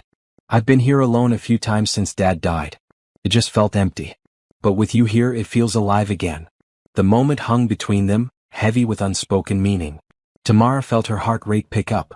They were alone in a beautiful place, talking about feelings, looking at each other like people who wanted more than friendship. She stood abruptly. "We should probably head back soon. It's a long drive." "Right. Yes." Julian stood too, looking almost disappointed. "Let me just grab the files." On the drive home, the energy between them had shifted. Not awkward exactly, but charged. Where? Like they were both thinking about things neither was ready to say. "Thank you for coming today," Julian said as they hit the highway. "It meant more than you know. Thank you for inviting me. It's good to see where you came from, understand what you're trying to get back to." "Not trying to get back to. Trying to move forward to." "There's a difference." "What's the difference?" "Going back means trying to recreate something that's already gone. Moving forward means taking the good parts and building something new. Something better." Tamara considered that. "Is that what you're doing with the foundation? Taking the good parts of your family's legacy and building something better?" "That's the plan. Whether I succeed remains to be seen." Halfway home, Julian's phone rang through the car's speakers. Harrison's name appeared on the dashboard display. "I should take this," Julian said. "Harry never calls unless it's important." "Go ahead." Julian answered. "Hey, what's up? Where are you?" Harrison's voice was tight with stress. "Driving back from the lake house." "Why?" "Mom's in the hospital. She collapsed at a charity luncheon. Heart attack." The car swerved slightly as Julian's hands jerked on the wheel. "What? Is she okay?" "She's stable. They got her to the hospital fast. But Jules, you need to get here. She's asking for you." "I'm 2 hours out. I'm coming now." "Drive safe. But hurry." The call ended and Julian pressed harder on the accelerator. "Julian?" Tamara started. "I need to get there." "I know. But not if you're going to drive recklessly and end up in an accident yourself." He slowed slightly, hands shaking on the wheel. Tamara could see him trying to hold it together to stay focused, but the fear was eating at him. "Pull over," she said firmly. "What?" "No, I need to." "Pull over. I'm driving." Julian pulled into a rest area and they switched seats. Tamara took the wheel, navigating back onto the highway with calm competence. "Tell me about your mom," she said as she drove. "Good things. Happy memories." For the next 2 hours, Julian talked. About Catherine teaching him to read before he started school. About her laugh, which she didn't share often enough anymore. About how she'd sat by his bed every night when he had pneumonia at 8 years old, reading to him until he fell asleep. About her strength after his father died, holding the family together even when she was falling apart inside. Tamara listened, keeping them moving toward the hospital, occasionally reaching over to squeeze Julian's hand when his voice broke. They reached the city as full dark settled. Tamara drove straight to County Medical, where Harrison had said Catherine was being treated. Julian was out of the car before she'd even fully parked. "Go," she said. "I'll handle parking and catch up." He squeezed her hand once, hard, then ran toward the emergency entrance. Tamara parked the car and sat for a moment, hands on the wheel, processing. She barely knew Catherine right. The woman had sent investigators after her, disapproved of the friendship, made it clear Tamara wasn't welcome in their family. But she was Julian's mother, and Julian loved her desperately. That was enough. Inside the hospital, Tamara found the cardiac unit easily. She'd worked in this hospital long enough to navigate it blindfolded. The waiting area was small and private, clearly reserved for VIP patients. Julian stood with Harrison, both of them looking shell-shocked. "How is she?" Tamara asked quietly. "Stable," Harrison said. "Mild heart attack. They think stress triggered it. She's going to be okay, but they want to keep her overnight for observation." Julian just stood there, staring at the closed door to his mother's room. "Have you seen her yet?" Tamara asked. "No. They're running some final tests. Should be able to go in soon." He looked at Tamara and she saw tears on his face. "I've been so angry with her. For pushing the wedding, for judging my choices, for being unable to accept change. And now, she's your mom. Of course you're angry and scared and loving her all at once. That's how family works." A doctor emerged from Catherine's room, and Harrison immediately moved to speak with her. Julian stayed frozen in place. Tamara stood beside him, not touching, just present. "Thank you," he whispered. "For driving. For being here. For everything. Where else would I be?" The doctor finished talking to Harrison and approached them. "She's asking for both her sons. You can go in now." Julian looked at Tamara. "Will you?" "I'll be right here. Go be with your mom." He and Harrison disappeared into the room. Tamara sat in the waiting area, feeling strange and out of place. This was family business. She was just a friend. But Julian had wanted her there, had held her hand in the car, had needed her presence. That had to mean something. 20 minutes later, Harrison emerged alone. "She wants to see you," he said to Tamara. "Me? Why?" "No idea. But she specifically asked for the nurse my son brought with him." Harrison's expression was unreadable. Fair warning, mom's direct even when she's not recovering from a heart attack. Tamara's heart pounded as she entered the hospital room. Catherine Wright lay in the bed, looking smaller and more vulnerable than Tamara had imagined from Julian's descriptions. Monitors beeped softly. Julian sat in a chair beside the bed, holding his mother's hand. "Mrs. Wright," Tamara said softly. "I'm Tamara Brooks. I know who you are." Catherine's voice was weak but clear. "Julian won't stop talking about you. Tamara this, Tamara that. The wonderful nurse who showed him kindness." "Mom?" Julian started. "Hush. I'm not done." Catherine turned her focus to Tamara. "I had you investigated. I'm sure you know that. Julian told me to stop and I did, but not before I learned enough. Single mother to your sister since you were 26. Nursing degree you put yourself through while working 2 jobs. No criminal record, no scandals, no red flags. Just a good person trying to do right by her family. I hope that reassured you," Tamara said, unsure where this was going. "It terrified me." Catherine's eyes filled with tears. "Because it means you're real. Not some opportunist, not someone trying to use my son. Just a genuinely good person. And that means Julian's attachment to you is genuine too. Which means I can't dismiss this as a phase or rebellion." "Mom, you're supposed to be resting," Julian interjected. "I almost died today, Julian. If not now, when?" Catherine took a shaky breath. "I've been fighting against your choices because I was afraid. Afraid of losing control, afraid of the family changing, afraid of you getting hurt. But lying in that ambulance, unable to breathe, all I could think was that I've been so focused on protecting our legacy that I forgot to just love my sons." She looked at Tamara. "He's different since he met you. Lighter. More himself. I've been resenting that, seeing you as the cause of all the disruption. But you're not the cause. You're the catalyst. The person who helped him find the courage to choose his own path." "I just helped someone who needed it," Tamara said quietly. "No. You did more than that. You showed him what genuine kindness looks like. What it means to live with integrity. I should be thanking you, not investigating you." Julian's eyes were wet. Mom, you don't have to do this now. Rest. We can talk later. No. I need to say this while I have the courage. Catherine squeezed her son's hand. I'm sorry. For pushing you into that wedding, for not listening when you said you weren't ready, for making your life choices about family image instead of your happiness. You deserve better. You've always deserved better. Mom? And you? Catherine turned back to Tamara. Thank you. For helping my son. For being his friend. For showing him a different way to live. I'm sorry I made you feel unwelcome. That ends now. Anyone who makes Julian this happy is welcome in this family. Tamara felt tears on her own cheeks. Thank you. That means more than you know. Now both of you get out. I'm tired and I need to rest. But Julian, come back tomorrow. Bring your friend. We'll have lunch and talk about this foundation properly. I want to understand what you're trying to build.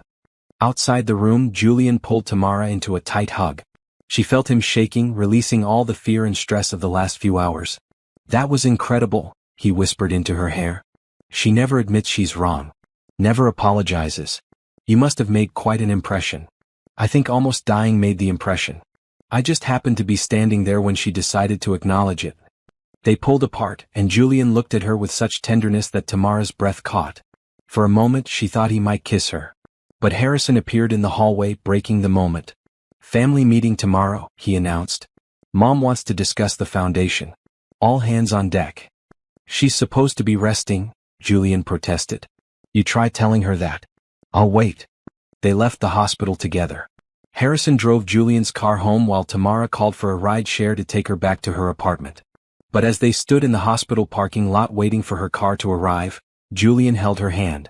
Thank you, he said again. For everything today. For driving, for being here, for talking to my mom even though you had every reason to refuse. That's what friends do. Is that all we are? The question hung between them.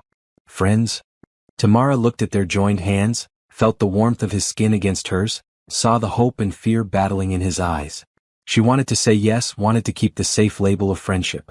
But she'd also promised herself to be honest, to live authentically, to not hide from truth even when it scared her. I don't know, she admitted. But I think we might be more than that. Becoming more than that. If we let ourselves. I want to let myself. More than I've wanted anything in a long time. Then we'll see where it goes. Slowly. Carefully. But honestly, Julian agreed. That's all I want. Honesty. Authenticity. Something real. Her ride arrived and Tamara had to let go of his hand. But as she drove away, looking back to see Julian standing in the parking lot watching her go, she felt something shift inside her. Fear giving way to possibility. Caution opening to hope. Maybe different worlds could connect. Maybe genuine feelings could bridge any divide. Maybe taking this risk, letting herself feel more than friendship for Julian Wright, wasn't reckless but brave. She'd find out soon enough. And somehow that uncertainty felt less terrifying than it had before. Because whatever happened next, they'd face it honestly. Together.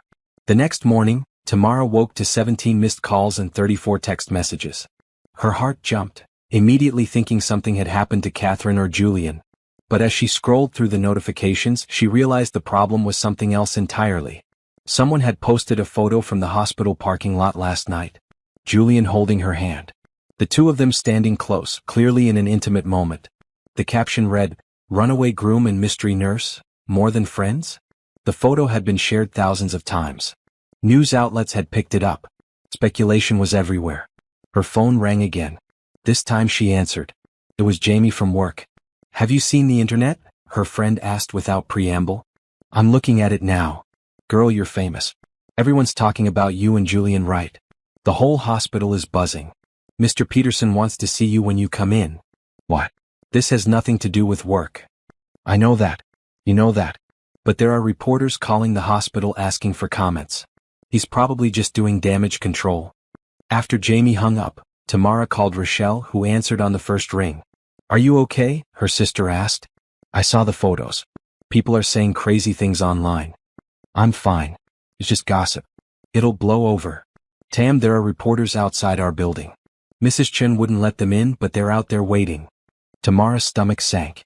This was exactly what she'd been afraid of. Her private life becoming public property, her world getting swallowed by Julian's. She called Julian immediately. He answered sounding exhausted. "I saw the photos," he said before she could speak. I'm so sorry. I'm having my security team handle it, trying to get the post taken down, issuing statements. There are reporters at my apartment building. What? No. That's completely out of line. She heard him moving, probably pacing. I'm calling my lawyer right now. We'll issue a cease and desist, threaten lawsuits for harassment, whatever it takes. Julian, stop. I'm not going to let them harass you and Rochelle. This is my fault for not being more careful. It's nobody's fault. But throwing lawyers and money at it might make it worse. Media loves a story where the rich guy tries to silence reporters. It becomes a bigger story. So what do? Tamara thought for a moment. We tell the truth. Simple, direct, boring truth. We're friends. We care about each other. That's it. No drama, no secrets, nothing interesting to speculate about. Will that work? Maybe. Or maybe people will keep making up stories anyway. But at least we'll have been honest. They crafted a simple statement together. Julian posted it on the Right Industries social media accounts. Tamara Brooks is a friend who helped me during a difficult time. I'm grateful for her kindness and proud to know her. We ask that the media respect her privacy and that of her family. There is no scandal here, just two people navigating an unexpected friendship with honesty and care. Within minutes, the statement was everywhere. Reactions were mixed. Some people praised Julian for being direct. Others accused him of trying to hide a relationship. Conspiracy theorists spun elaborate tales about secret romances and family disapproval. But slowly the intensity started to die down. New stories emerged. A celebrity breakup, a political scandal, something else for the internet to obsess over. By afternoon, the reporters had left Tamara's building. Tamara went to work that evening, bracing herself for questions and stares. Mr. Peterson called her into his office as soon as she arrived. I want to be clear, he said, his expression kind. Your personal life is your business. But if this media attention continues, it could disrupt the hospital's operations. I need to know this is going to settle down. It will. Julian and I made a statement. The story's already losing steam. Good. Because you're an excellent nurse, and I'd hate to see your career impacted by circumstance beyond your control. It was a warning wrapped in support. Tamara heard it clearly. Keep your personal drama away from work, or there will be consequences. Her shift was busy enough that she didn't have time to dwell on the situation. But during her break, she checked her phone and found a text from an unknown number. This is Vanessa Montgomery. I'd like to talk to you if you're willing. No pressure. I just think we should have a conversation woman to woman. Tamara stared at the message for a long minute. Vanessa Montgomery. The woman Julian had almost married.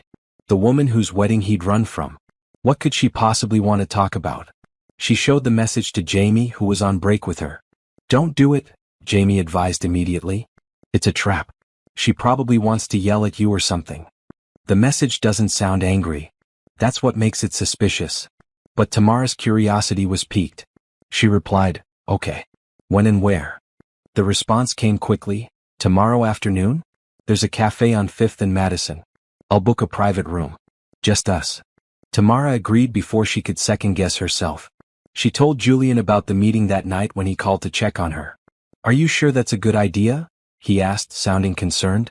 Probably not. But I'm curious what she wants to say. Vanessa's not a bad person. But she's also used to getting what she wants, and I embarrassed her publicly. She might be looking for someone to blame. I can handle it. I know you can. But I don't want you to have to. Want me to come with you? No. If this is woman to woman, it needs to be just us. The next afternoon, Tamara arrived at the upscale cafe 5 minutes early. A staff member led her to a private room in the back, where Vanessa Montgomery was already waiting. Vanessa was exactly what Tamara had expected from seeing her photos. Stunningly beautiful, impeccably dressed in designer clothes, perfectly groomed. But her eyes were sad, and when she stood to greet Tamara, her smile was more tired than hostile. Thank you for coming, Vanessa said, extending her hand. I wasn't sure you would. I was curious. Tamara shook her hand. And confused about what you want to talk about. May I be brutally honest? Please. Vanessa gestured for Tamara to sit, and they settled into comfortable chairs with coffee the staff had already prepared. When Julian ran from our wedding, I was humiliated. Angry. I wanted someone to blame. When I heard about you, about how you'd helped him, I assumed you were the reason. The other woman. The secret love affair. I'm not. We're just friends. I know that now. I had you investigated too, I'm ashamed to admit. Everyone in our world has the same reflex. When something goes wrong, throw money at information. Vanessa paused, adding sugar to her coffee. But what I learned was that you're just a good person who helped someone in crisis. Nothing scandalous. Nothing interesting. Just kindness. So why did you want to meet me? To apologize. And to thank you. Tamara blinked. Thank me for what? For helping Julian find the courage to do what I couldn't. Walk away from a situation that was wrong for both of us. Vanessa's eyes filled with tears. I didn't love him. He didn't love me. Our families wanted the merger. We were both just going along with it because that's what was expected. But I was too afraid to say no. Julian was brave enough for both of us. He didn't do it to be brave. He did it because he was terrified of living a lie. That's what makes it brave. Vanessa wiped her eyes carefully, mindful of her makeup. Since the wedding disaster, my family's been furious. They demanded I issue statements, play the victim, make Julian look like the villain. But I couldn't. Because he set me free too. They talked for over an hour. Vanessa shared stories about the pressure she'd faced, the expectations placed on her since childhood. How every choice had been made for her, every path predetermined. She'd never been allowed to figure out what she actually wanted from life. I'm starting to now, Vanessa said. Figure it out, I mean. I started therapy. Told my parents I'm taking a year off from family business obligations. I might travel. I might go back to school. I might do nothing at all. The point is, I get to choose. That's wonderful, Tamara said, genuinely happy for her. It's terrifying. But it's mine. Vanessa looked at Tamara with something like envy. You've always had that, haven't you? Choice. Agency. The freedom to make your own decisions. I've had different kinds of freedom and different kinds of constraints. Money buys options, but it also creates its own prison. Very diplomatic. Vanessa smiled. But I see what you mean. We all have our struggles. Mine just come with better shoes. They laughed at that, the tension between them finally breaking completely. When they left the cafe, Vanessa hugged Tamara. Be good to him, she said. Julian, I mean. He deserves someone who sees him for who he is, not what he represents. We're just friends, Tamara repeated, but even she didn't fully believe it anymore. Sure you are. Vanessa's smile was knowing. Keep telling yourself that. Tamara reported back to Julian that evening, sitting on her apartment balcony with a cup of tea. The conversation with Vanessa had left her feeling strange, like she'd been given permission for something she hadn't realized she needed permission for. She apologized to you? Julian sounded amazed. And thank you? Both. She's starting to build her own life, make her own choices. She seemed lighter than I expected. Happier. Good. That's good. I worried about her, how the public humiliation would affect her. She's stronger than people probably give her credit for. They talked until Rochelle came home, then said goodbye so Tamara could make dinner. But as she cooked pasta and listened to her sister talk about her day, Tamara kept thinking about what Vanessa had said, be good to him. The assumption that they were more than friends. The gentle warning to treat Julian's heart carefully. Did everyone see something between them that they were still pretending didn't exist? The following week brought new challenges. Julian's foundation was officially launching in 3 months, and the work was consuming. He'd assembled a small team, Rochelle as youth consultant, 3 experienced nonprofit professionals and Patricia Anderson as an advisor. They met twice a week at the Wright Building, and Tamara occasionally joined them when her schedule allowed. Catherine, recovered from her heart attack but ordered to take it easy, started attending meetings as well. True to her word, she was welcoming to Tamara now. Not warm exactly but respectful. She asked Tamara's opinion on community needs, listened when she spoke about healthcare access, treated her like a valued voice rather than an unwelcome intruder. Mom's really trying, Julian observed after one meeting. They'd stayed late to finalize some documents, and now they were alone in the conference room overlooking the city. She is. I appreciate it. She told me something the other day. Julian looked out the window, city lights twinkling below. She said watching me with you reminds her of how she was with my father at the beginning. When they were just 2 people falling in love, before the business and society and expectations complicated everything. Tamara's heart skipped. Julian? I know. We're just friends. But Mom sees what everyone else sees. What I've been trying not to see because I didn't want to pressure you or complicate things. He turned to face her. I'm falling for you, Tamara. Maybe I already have. And I need to be honest about that even if you don't feel the same way. I didn't say I don't feel the same way. You didn't say you do either. Tamara stood, walking to the window to stand beside him. The city spread out below them, millions of lives being lived, millions of stories unfolding. Somewhere down there, people were falling in love, taking risks, choosing hope over fear. "I'm scared," she admitted. "Of what this could become, of how complicated it could get. Of losing myself in your world or dragging you down into mine. Of hurting Rochelle if this doesn't work out. Of disappointing your family again. Of public attention and media scrutiny and everyone having opinions about our lives. Those are all reasonable fears. But I'm also scared of not trying. Of walking away from something real because I'm too afraid to take the risk. Of looking back in 5 years and wondering what might have been if I'd been braver." Julian reached for her hand, the same way he had in the hospital parking lot. "So what do? We stop pretending we're just friends. We acknowledge what's happening between us. And we see where it leads, slowly and carefully but truthfully. I can work with that." He leaned down and Tamara rose on her toes and they kissed for the first time. Soft and careful, a question being asked and answered. When they pulled apart, both were smiling. "That was worth all the complications," Julian whispered. "Let's hope we still think so in a few months." They left the right building together, hand in hand, no longer hiding. Tomorrow would bring new challenges. Tamara knew that. Her co-workers would talk. Catherine might have second thoughts. The media might start speculating again. Rochelle would want details. Nothing about this would be simple. But as they walked through the city streets, just two people choosing to be honest about their feelings, simplicity felt overrated anyway. Sometimes the best things in life were complicated, messy, uncertain. Sometimes taking the risk was what made it worthwhile. And as Julian hailed a cab to take her home, kissing her one more time before she climbed inside, Tamara felt something she hadn't felt in years, pure, uncomplicated hope. The rest would be details. The rest they'd figure out together.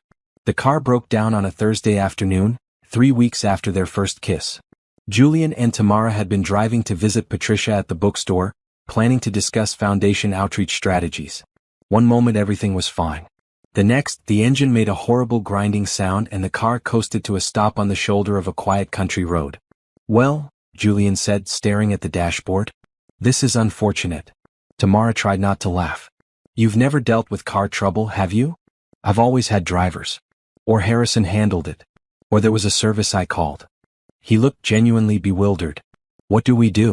We call a tow truck and wait. Welcome to real-life problems." They ended up at Betty's Auto Repair, a small shop in a town called Millbrook. Betty herself came out to look at the car, a woman in her 60s with steel gray hair and grease-stained overalls. She listened to the engine, poked around under the hood, then delivered her verdict. "Timing belt. Maybe some other damage too. I'll need to keep it overnight. Maybe 2 nights. We're 3 hours from home," Tamara said.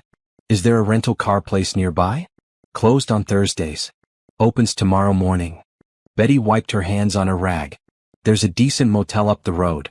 Clean sheets, hot water, TV works most of the time. You could do worse." So they found themselves checking into the Millbrook Motor Lodge, a place that had probably been nice in 1975 and was now just clean and functional. The clerk, a young man named Danny, did a double take when he saw Julian. "You're that guy," he said.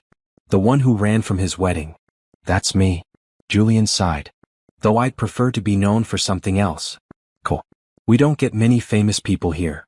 Danny handed them a key. "Room 12. It's got a great view of the parking lot." The room was exactly what they'd expected. 2 double beds, floral bedspreads from decades past, a TV bolted to the wall, a bathroom with questionable water pressure. It was the opposite of luxury. "This is where normal people stay when their car breaks down?" Julian asked, looking around with fascination. "This is actually pretty nice for a roadside motel. Clean towels, no obvious stains. I've stayed worse places." They walked to a diner down the road for dinner. The waitress, a woman named Ruth who'd probably been working there since the place opened, treated them like everyone else, calling them Han, refilling coffee without being asked, recommending the meatloaf. "You like it here," Tamara observed as Julian enthusiastically ate his meatloaf. "I love it. Nobody knows who I am." "Well, Danny recognized me, but he doesn't care. We're just 2 people having dinner. No performance required." After dinner they walked through the small town. Millbrook had one main street with a handful of shops. A hardware store, a bakery, a post office, a library. Everything was quiet and simple. A few people said hello as they passed. One older couple smiled and said, "Nice evening for a walk." Back at the motel, they sat on the curb outside their room, watching the sun set over the parking lot. It wasn't romantic by traditional standards. But something about the ordinariness of it felt perfect. "Can I tell you something?" Julian asked. "Something I haven't told anyone else?" "Of course. When my father died, I felt relieved." He said it quickly, like ripping off a bandage. "I was sad, obviously. I loved him. But I also felt this horrible, guilty sense of relief that the person who'd been planning my entire life was gone. And I've hated myself for that feeling ever since." Tamara took his hand. "That's not terrible. That's human. It feels terrible. You can love someone and still feel relieved when certain pressures lift. Grief is complicated. It's not just sadness. It's guilt and anger and confusion and relief all mixed together." "Did you feel that when your parents died?" Tamara thought carefully. "My father died instantly in the car accident. My mother lived for 3 days in the ICU. I felt so many things. Devastation, panic about Rochelle, anger at the drunk driver, terror about the future. But yes, there was also relief. Relief that my mother's suffering was over. Relief that the waiting and hoping were finished. And guilt about that relief for months afterward." "How did you deal with the guilt?" "I realized guilt means you care. It means you take responsibility seriously, that you think about how your feelings affect others. That's not a bad quality. It's just painful sometimes." They sat in comfortable silence, holding hands, watching stars appear in the darkening sky. A family pulled up to the motel, parents and 3 kids tumbling out of a minivan, all talking over each other. The normalcy of it was beautiful. "I want this," Julian said quietly. "Not the broken car or the cheap motel specifically. But this feeling. Being somewhere where I'm just Julian. Where my last name doesn't precede me, where expectations don't weigh on every choice. You can have that. You're building it with the foundation. I want it with you too. Not just as something I'm building, but as how we exist together. No performance. No calculation. Just honest." Tamara leaned her head on his shoulder. "We're already doing that." They talked until late, sitting on that motel curb like teenagers. Julian opened up about fears he'd never voiced, that he'd never be more than his family name, that the foundation would fail and prove his mother right about him wasting his potential, that he'd always feel like he was playing catch-up with normal life skills everyone else learned naturally. Tamara shared her own fears, that she'd lose herself in Julian's world, that Rochelle would resent the changes in their lives, that the media attention would never fully stop, that she was fooling herself thinking a relationship between them could really work long-term. "What if we're both wrong about all of it?" Julian suggested. "What if we're borrowing trouble, worrying about things that might never happen? Then we've wasted a lot of energy on nothing." "Exactly. So maybe we just focus on what's real right now. This moment. This feeling. This choice to be together despite everything telling us it's complicated. That sounds healthy and mature. Which means we'll probably panic again next week." Julian laughed. "Probably. But we'll deal with next week. They eventually went inside, lying on their separate beds, talking across the gap between them. About books they loved and movies they'd seen and places they wanted to visit. About childhood dreams and current goals and what they hoped their lives would look like in 10 years. "I want to still be doing nursing," Tamara said. "But maybe teaching too. Helping train new nurses, passing on what I've learned." "That's perfect for you. You're a natural teacher. What about you? Where do you see yourself?" "Honestly, I see myself running the foundation. Making real change happen. Using my privilege and connections for something that matters. And I see myself with you if you'll still have me in 10 years. Pretty sure of yourself. Not sure at all. Just hopeful." They fell asleep eventually, exhausted by the day and the emotions. When Tamara woke in the early morning, dawn light filtering through thin curtains, Julian was sitting up in his bed watching her. "That's creepy," she mumbled, half asleep. "Sorry? I've just been thinking." "About what?" "About how I used to think happiness required everything being perfect. The right job, the right partner, the right life circumstances all aligning. But lying here in this mediocre motel room with you asleep across from me, I realized I was wrong. Happiness is choosing someone and having them choose you back. Everything else is just details." Tamara sat up, fully awake now. "That's very romantic for someone who's never been in real love before." "Who says I haven't been?" "Julian, right, are you telling me you're in love with me?" He met her eyes. "I'm telling you I'm falling. Fast. And I've stopped fighting it." She should have felt scared. This was moving fast, maybe too fast. They'd only known each other 2 months. Only been actually dating for 3 weeks. But looking at him in the morning light, vulnerable and honest, and here she felt something click into place. I'm falling too, she admitted. Which is terrifying. We can be terrified together. Betty called around noon. The car needed more work than she'd thought, but she could have it ready by late afternoon. They spent the day exploring Millbrook, which took all of 2 hours. They visited the library, where the librarian gave them both recommendations without recognizing Julian. They bought fresh bread from the bakery. They sat in the small town park and watched kids play. Is this boring? Tamara asked. After a life of constant stimulation and excitement? This is the opposite of boring. This is peaceful. There's a difference. On the drive back that evening, the car running smoothly thanks to Betty's expertise, they were quiet for a long time. Processing the trip, the conversations, the confessions made in a motel room that smelled faintly of cleaning solution. Thank you, Julian said as they neared the city. For what? For being patient with me while I figure out how to be a real person. For not judging me for the things I don't know how to do. For showing me what genuine connection looks like. You give me too much credit. I give you exactly the right amount of credit. You changed my life, Tamara. You keep changing it every day. When they reached the city, Julian didn't take her straight home. Instead, he drove to a quiet overlook where they could see the whole skyline lit up against the night sky. I need to ask you something, he said. And I need you to answer honestly, even if you think it'll hurt my feelings. Okay. Do you think this can really work? Long term, I mean. You and me with all the complications and differences and challenges. Do you believe it's possible? Tamara looked at the city lights, thinking about her answer. A month ago she would have said no immediately. Different worlds didn't mix. Billionaire heirs and working-class nurses didn't have lasting relationships. The obstacles were too many, the differences too vast. But now, after weeks of getting to know Julian, after seeing him in his weakest moments and his strongest, after watching him choose authenticity over comfort again and again, she found her answer had changed. I think anything's possible if both people are committed to making it work, she said. And I think we're both stubborn enough to push through complications. So yes, I think this can work. If we both want it to. I want it to. So do I. They kissed there, overlooking the city, two people choosing each other despite every logical reason not to. When they finally pulled apart, both were smiling. Take me home, Tamara said. Rochelle's going to want to hear about the great car breakdown adventure. Julian drove her to her apartment, walking her to the door like he did every time now. Rochelle opened it before Tamara could get her key out. Finally. I've been worried. Why didn't you text me you'd be late? Car broke down.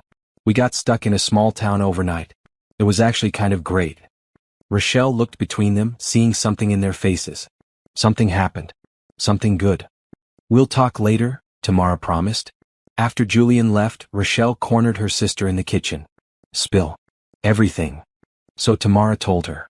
About the car breaking down, the motel, the conversations. About Julian admitting he was falling in love. About her own confession that she was falling too. So you guys are official now? Rochelle asked. I guess we are. Good. Because you've been glowing for weeks and it's been weird watching you pretend you were just friends. Was it that obvious? Tam, it was obvious from the first time you mentioned him. You never just help people and then keep them in your life this intensely unless you're feeling something more. Later that night, Tamara lay in bed replaying the last 48 hours. The car breaking down had been inconvenient but had given them something valuable. Time away from their normal lives, space to be honest without pressure or audience.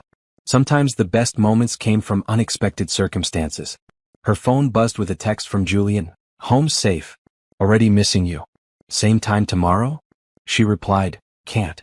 Work tomorrow. Day after? Day after. I'll count the minutes. Dramatic much? Only about you. She fell asleep smiling, feeling hopeful in a way she hadn't felt since before her parents died. Like maybe the future could be good again.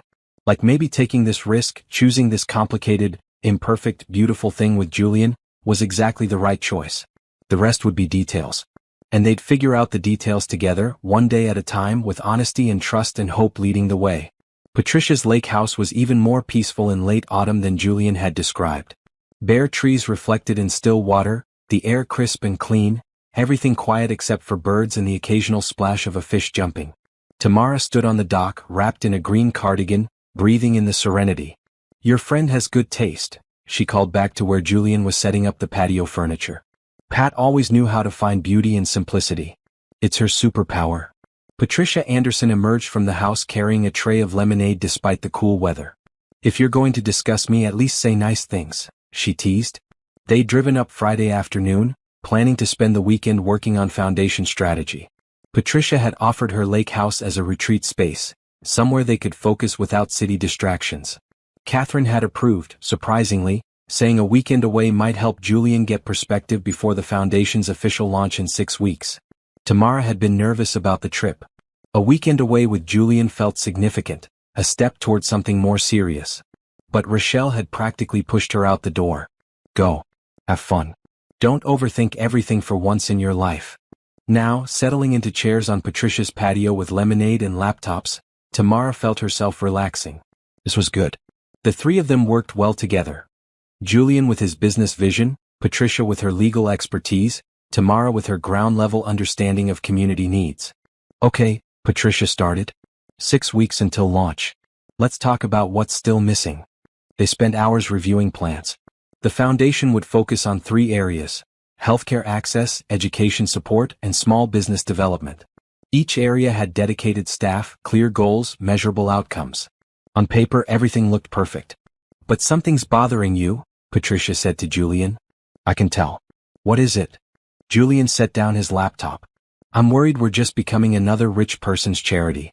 All structure and strategy but no soul. We'll write checks and feel good about ourselves while staying safely distant from actual problems. That's why you have people like me involved, Tamara pointed out. To keep you connected to reality. I know. But I'm one person making decisions about communities I don't really understand. How is that better than the system I criticized? Patricia leaned back in her chair, thinking. You're asking the right question. Most people in your position never get there. They just assume their money and education make them qualified to solve problems they've never experienced. So what's the answer? You give away power.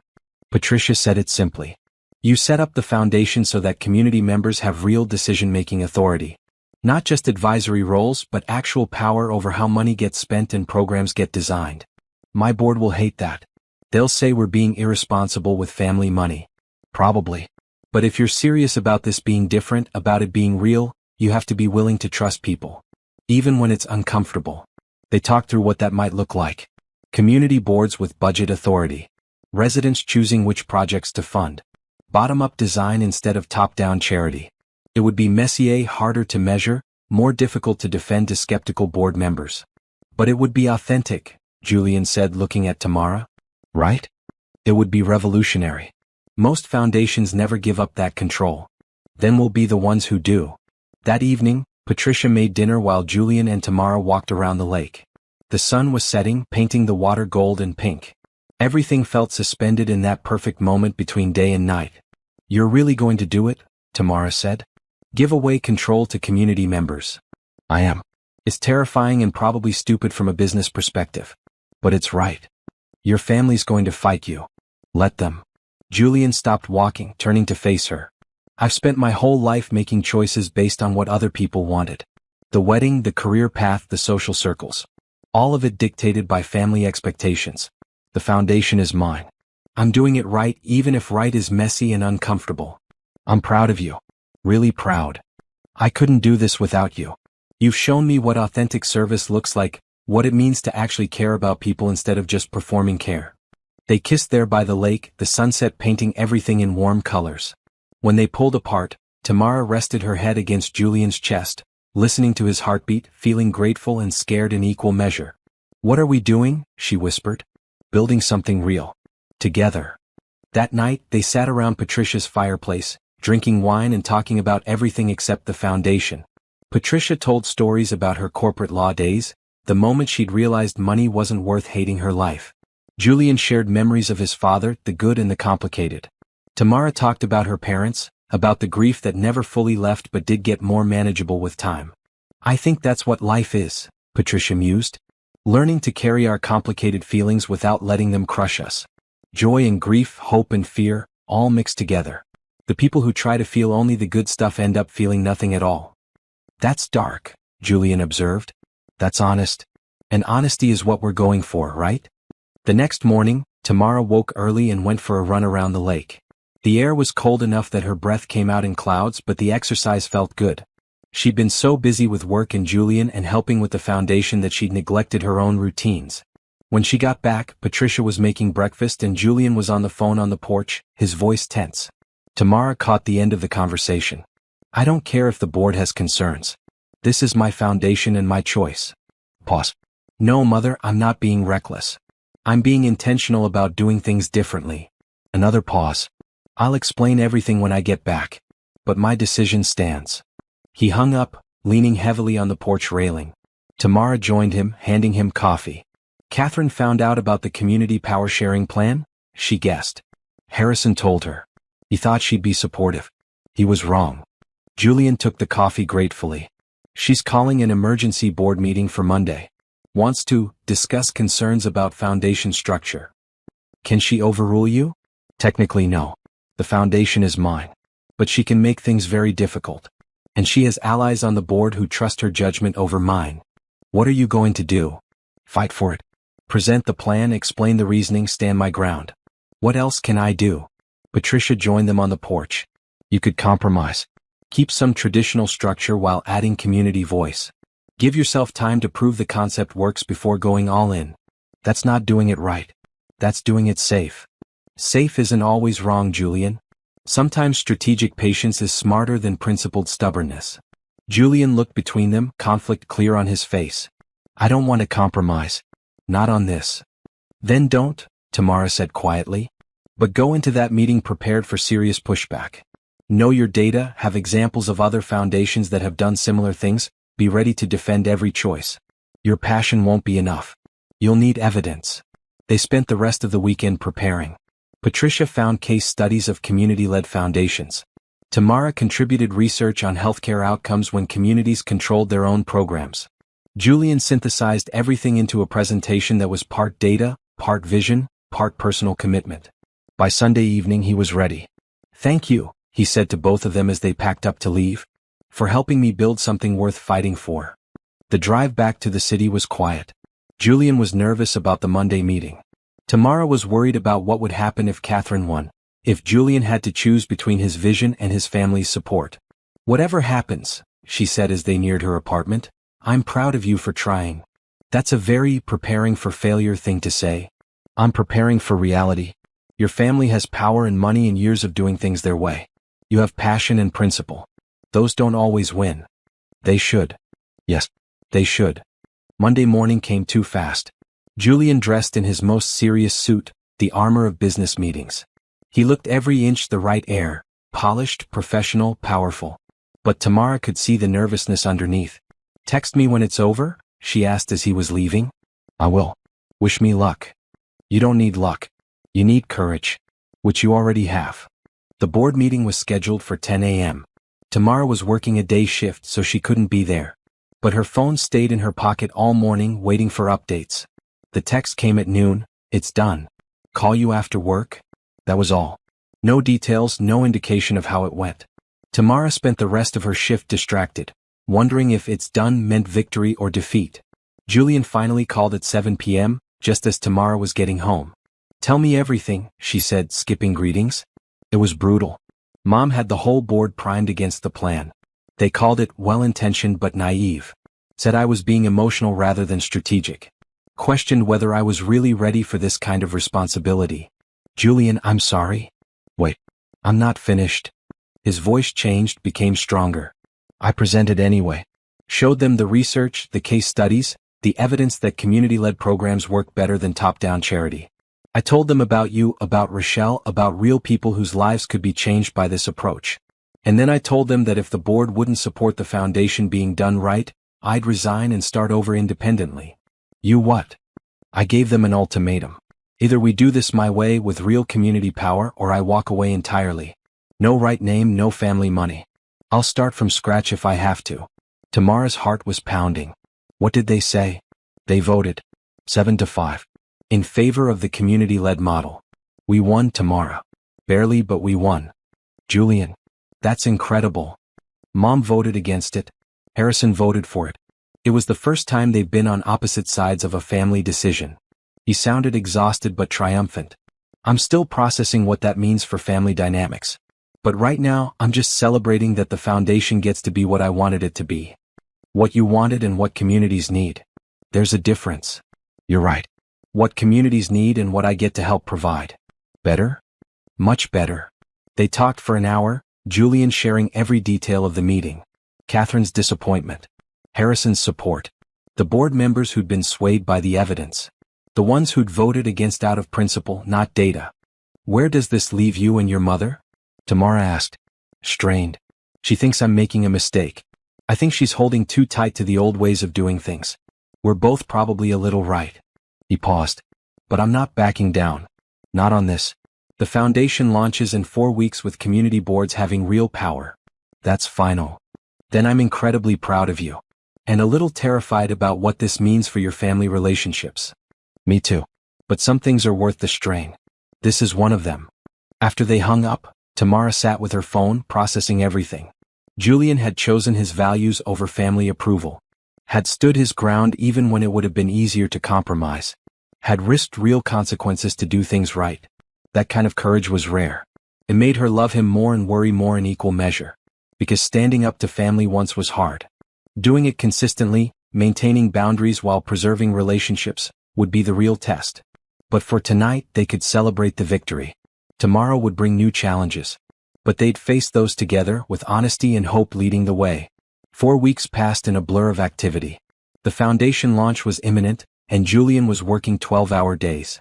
Tamara helped when she could, squeezing in meetings between shifts, offering perspective on community outreach plans, supporting Julian when the pressure got overwhelming.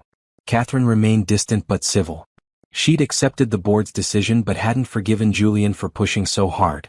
Family dinners were tense, conversations careful. Harrison mediated, trying to keep peace between his mother and brother. Give her time, Harrison kept saying. She's adapting. It's just hard for her. The night before the launch, Julian couldn't sleep. He called Tamara at 2 a.m., apologetic but desperate for connection. I'm sorry for waking you, he said. I just needed to hear your voice. Talk to me. What's going on in your head? What if I've made a huge mistake? What if giving communities this much power backfires? What if people make bad decisions with the funding? What if I've just created an expensive disaster that proves Mom right? Julian breathed. You're catastrophizing. Am I? Or am I being realistic about the risks? Tamara sat up in bed, fully awake now. Listen to me. Yes, there will be mistakes. Yes, some decisions won't work out perfectly. But that's true of any approach. At least this way, communities are learning and growing and taking ownership. That's worth more than perfect efficiency. You really believe that? I do. And more importantly, you believed it enough to fight your whole board for it. Don't lose faith now, right before the launch. They talked until dawn, Tamara calming Julian's fears, Julian processing his anxieties out loud. By the time the sun rose, he sounded steadier. Thank you. Again. For being my anchor when everything feels chaotic. That's what people who love each other do. Pause. You love me? Tamara realized what she'd said. They'd talked about falling, but neither had used the actual word love yet. Yes, I do. Is that okay? It's more than okay. 'Cause I love you too. Have for weeks probably. Just didn't want to say it first and scare you off. I don't scare that easily. I'm learning that. The foundation launch was held at a community center in the neighborhood where Tamara lived. Not a fancy hotel ballroom or corporate venue, but a local space where the people the foundation aimed to serve could actually attend. It was Julian's idea, and Catherine had hated it. You're sending a message that right money isn't good enough for traditional venues, she'd argued. I'm sending a message that we're here to serve communities, not impress donors, Julian had countered. The community center was packed. Local residents, foundation staff, board members, press. Catherine arrived in a blue designer suit, her expression carefully neutral. Harrison and his wife Olivia came too, looking proud. Vanessa Montgomery showed up unexpectedly, slipping in quietly and taking a seat in the back. Tamara stood with Rochelle near the front, both of them dressed up. Rochelle wore a maroon dress Tamara had bought for the occasion, looking mature and professional. Tamara wore green, Julian's favorite color, on her. You nervous? Rochelle whispered. Terrified. But not for me. For him. Julian took the stage, looking confident despite the nerves Tamara knew he was feeling. He spoke clearly, passionately, about why the foundation existed. Not to be another rich person's tax write-off, but to genuinely partner with communities in creating change. I've had every advantage in life, he said. Good education, family connections, financial security. I could have used those advantages to make myself richer. Instead, I want to use them to make communities stronger. But not by assuming I know what communities need. By listening, by partnering, by sharing power with the people who actually live these challenges every day. He introduced the community board members, residents from different neighborhoods who would have real authority over funding decisions. They each spoke briefly about their hopes for the foundation, their commitment to serving their neighbors. Then Julian did something unexpected. He called Tamara to the stage. "I need to thank someone publicly," he said. Tamara Brooks is a nurse who works down the street from here. A few months ago, on a rainy night, she helped a desperate stranger without expecting anything in return. That stranger was me, running from a life that didn't fit, terrified of making wrong choices. The room was completely silent. Tamara showed me what authentic service looks like. What it means to help people because it's right, not because it benefits you. She inspired this foundation, these values, this commitment to doing things differently. So Tamara, would you please stand up here with me? Tamara felt every eye in the room turn to her. She glanced at Rochelle, who nodded encouragement. Then she walked to the stage, heart pounding, and stood beside Julian. "Thank you," Julian said to her, voice soft but amplified by the microphone. "For changing my life. For believing in this vision. For reminding me what really matters." He kissed her then in front of everyone. His family, the board, the press, the community. A declaration that whatever they had wasn't secret or shameful, but real and worth celebrating. When they pulled apart, the room erupted in applause. Tamara's face was hot, embarrassed and thrilled at once. She caught Catherine's expression, not happy but not hostile either. Something like resigned acceptance. The rest of the launch went perfectly. Community members asked tough questions, which Julian answered thoughtfully. Press coverage was positive. Board members mingled with residents, some looking uncomfortable, others genuinely engaged. Vanessa approached Tamara during the reception. "That was quite a public declaration," she said with a smile. "I had no idea he was going to do that." "Of course not. That's what makes it romantic." Vanessa glanced toward where Julian was talking with community leaders. "He's different now. Lighter. That's because of you. He's different because he chose to be." "True. But you made him believe the choice was possible." Vanessa squeezed Tamara's hand. "Be good to each other. You both deserve happiness." After the official launch ended, there was a smaller dinner for family and close friends. Catherine presided over the meal with formal courtesy, treating Tamara with cool politeness. It wasn't warmth, but it wasn't hostility either. Progress, Tamara supposed. Harrison pulled Julian aside during dessert. Tamara saw them talking intently by the windows, Harrison's hand on Julian's shoulder. When Julian returned to the table, he looked lighter. "What did Harrison say?" Tamara asked later, when they finally had a moment alone on the community center's back patio. "He told me Dad would have been proud. That I'd found my own path instead of just following his. That's the first time anyone in the family has said something like that." "How do you feel?" "Like maybe I'm finally becoming the person I was supposed to be all along." They stood together watching the city lights, the noise of the dinner party fading behind them. Tamara leaned against Julian, feeling his arm wrap around her. "We did it," she said. "You launched the foundation. We did it. This is as much yours as mine." "It's not. But thank you for saying that. I mean it. Without you, none of this happens. I'd still be trapped in a life that wasn't mine, marrying someone I didn't love, performing success while feeling empty inside. You give me too much credit. I give you exactly the right amount." He turned to face her, taking both her hands. "Tamara, I know it's fast. I know we've only been together a few months. But I need you to know I'm serious about this. About us. About building a life together if you want that." "Is this a proposal?" "Not yet. But it's a promise. That when I do propose, and I will, it'll be because I can't imagine my future without you in it." Tamara's eyes filled with tears. "That's the most beautiful almost proposal I've ever heard. Just wait for the actual one. It'll be even better." They kissed there on the patio, the sounds of celebration muted behind them. Tomorrow would bring new challenges. Running the foundation, managing family dynamics, balancing their different worlds. But tonight was for celebrating victory, for acknowledging how far they'd both come. Inside, Catherine watched them through the window. Harrison joined her. "You're going to have to accept her eventually," he said quietly. "Julian's serious about this relationship." "I know. I can see that." Catherine sipped her wine. "She's not what I would have chosen for him. She's exactly what he needed, though. Someone real. Someone who sees him as a person, not as the right heir." I suppose you're right. Catherine set down her glass. Your father would have liked her. He always appreciated people who earned their way, who worked hard for what they had. Dad would have loved her. And been proud of Jules for finding someone so genuine. Catherine was quiet for a long moment. I need to try harder. To welcome her properly, make her feel part of the family.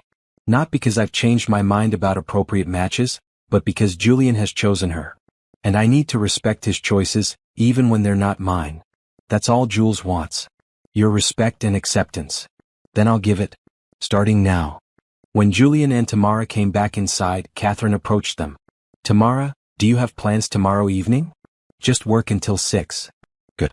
Come to dinner. 7 o'clock. Just family. I'd like to get to know you properly.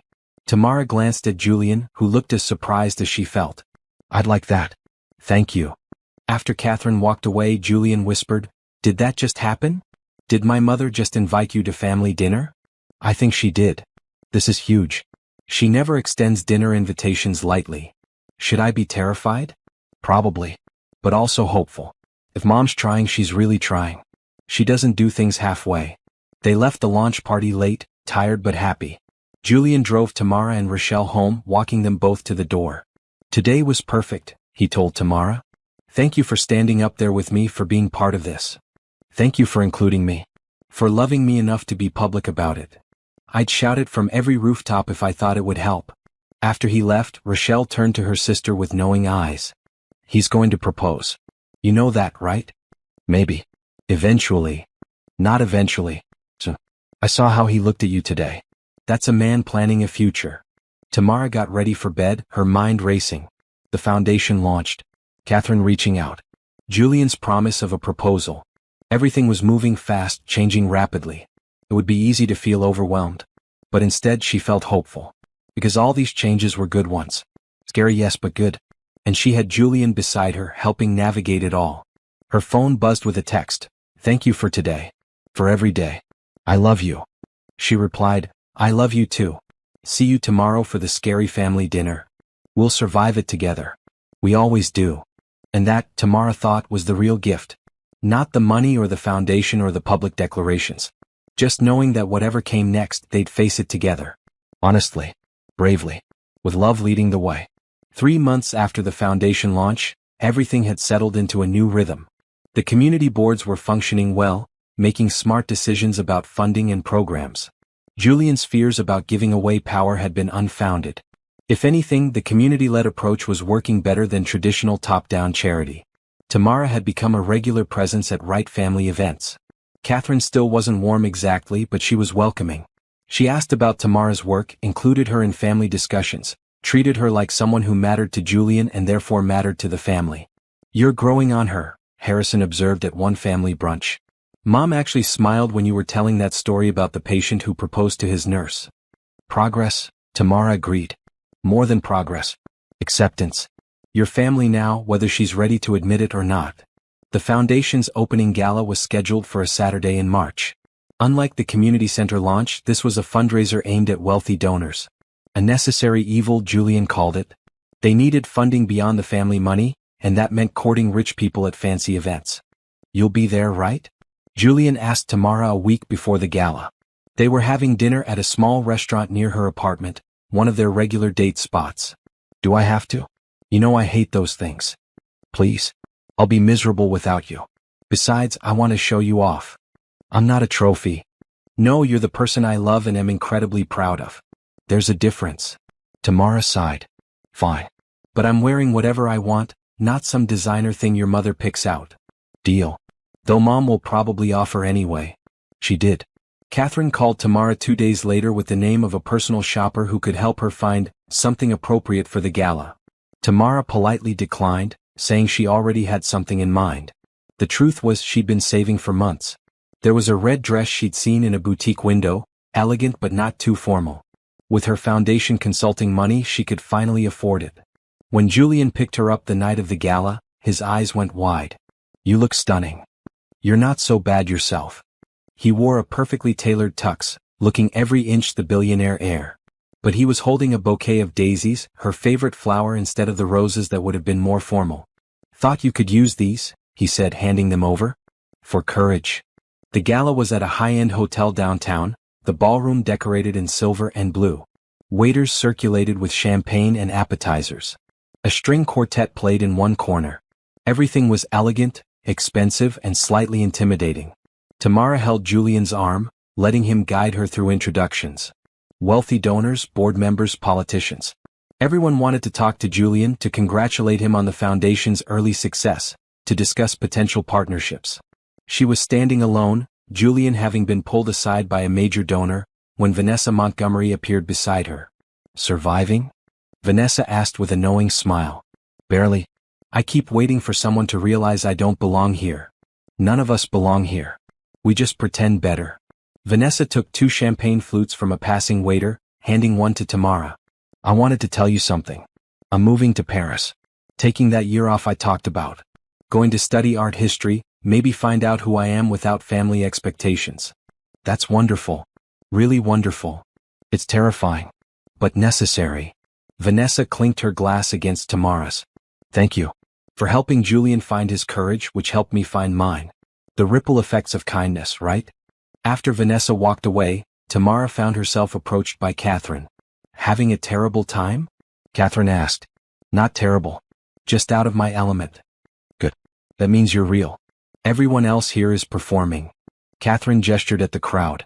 Half these people don't care about community development. They're here because it's fashionable to support Julian's foundation. But you're here because you care about him. That matters more. Thank you. That means a lot coming from you. I haven't always been welcoming. I'm working on that. Catherine paused. My son is happier than I've ever seen him. You did that. I may not have chosen you for him, but he chose you. And he chose well. Before Tamara could respond, Catherine moved away back to her hostess duties. But something had shifted. Not just acceptance, but genuine approval. Halfway through the gala, Julian found Tamara on a balcony, taking a break from the crowd. The night air was cool, the city spread out below them. There you are. I've been looking everywhere. Needed air. And a break from making small talk with people who have more money than my entire neighborhood combined. Fair. Want to leave early? We've raised enough money. Nobody would miss us. Actually, I'm okay. I just needed 5 minutes. They stood together in comfortable silence, watching traffic move far below. Inside, the gala continued, music and laughter spilling through the open doors. Tamara, Julian said suddenly. Close your eyes. Why? Just trust me. Close them. She did, feeling Julian move away from her. When he spoke again, his voice came from a different angle. Okay. You can open them. Julian was kneeling. In his hands was a small velvet box. Oh my God, Tamara whispered. I know it's fast. I know we've only known each other 8 months. But I also know I want to spend every day for the rest of my life with you. You've made me braver, better, more authentically myself than I've ever been. You've shown me what real love looks like, what it means to choose someone and keep choosing them every single day. He opened the box.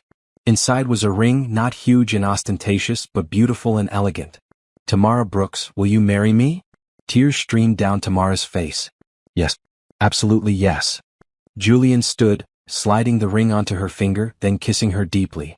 Behind them, Tamara heard a gasp and turned to see Catherine and Harrison standing in the balcony doorway. They'd witnessed the proposal. Congratulations, Catherine said, and this time her smile was genuine. Welcome to the family. Officially. Harrison pulled out his phone. Mom, we need to tell everyone. This is huge. Let them have their moment first, Catherine said, unusually gentle. The announcement can wait 5 minutes. But of course word spread instantly.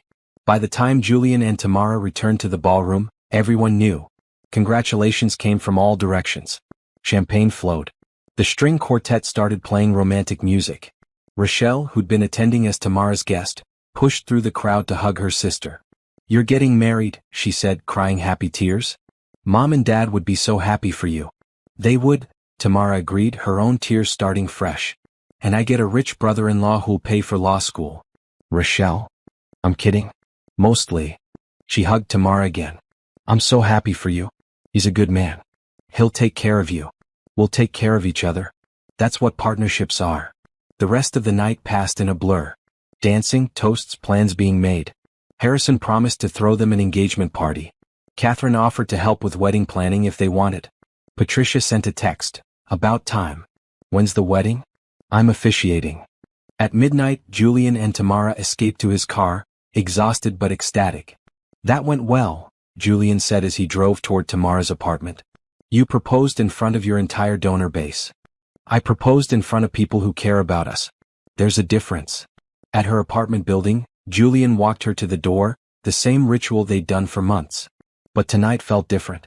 This wasn't just a boyfriend dropping off his girlfriend.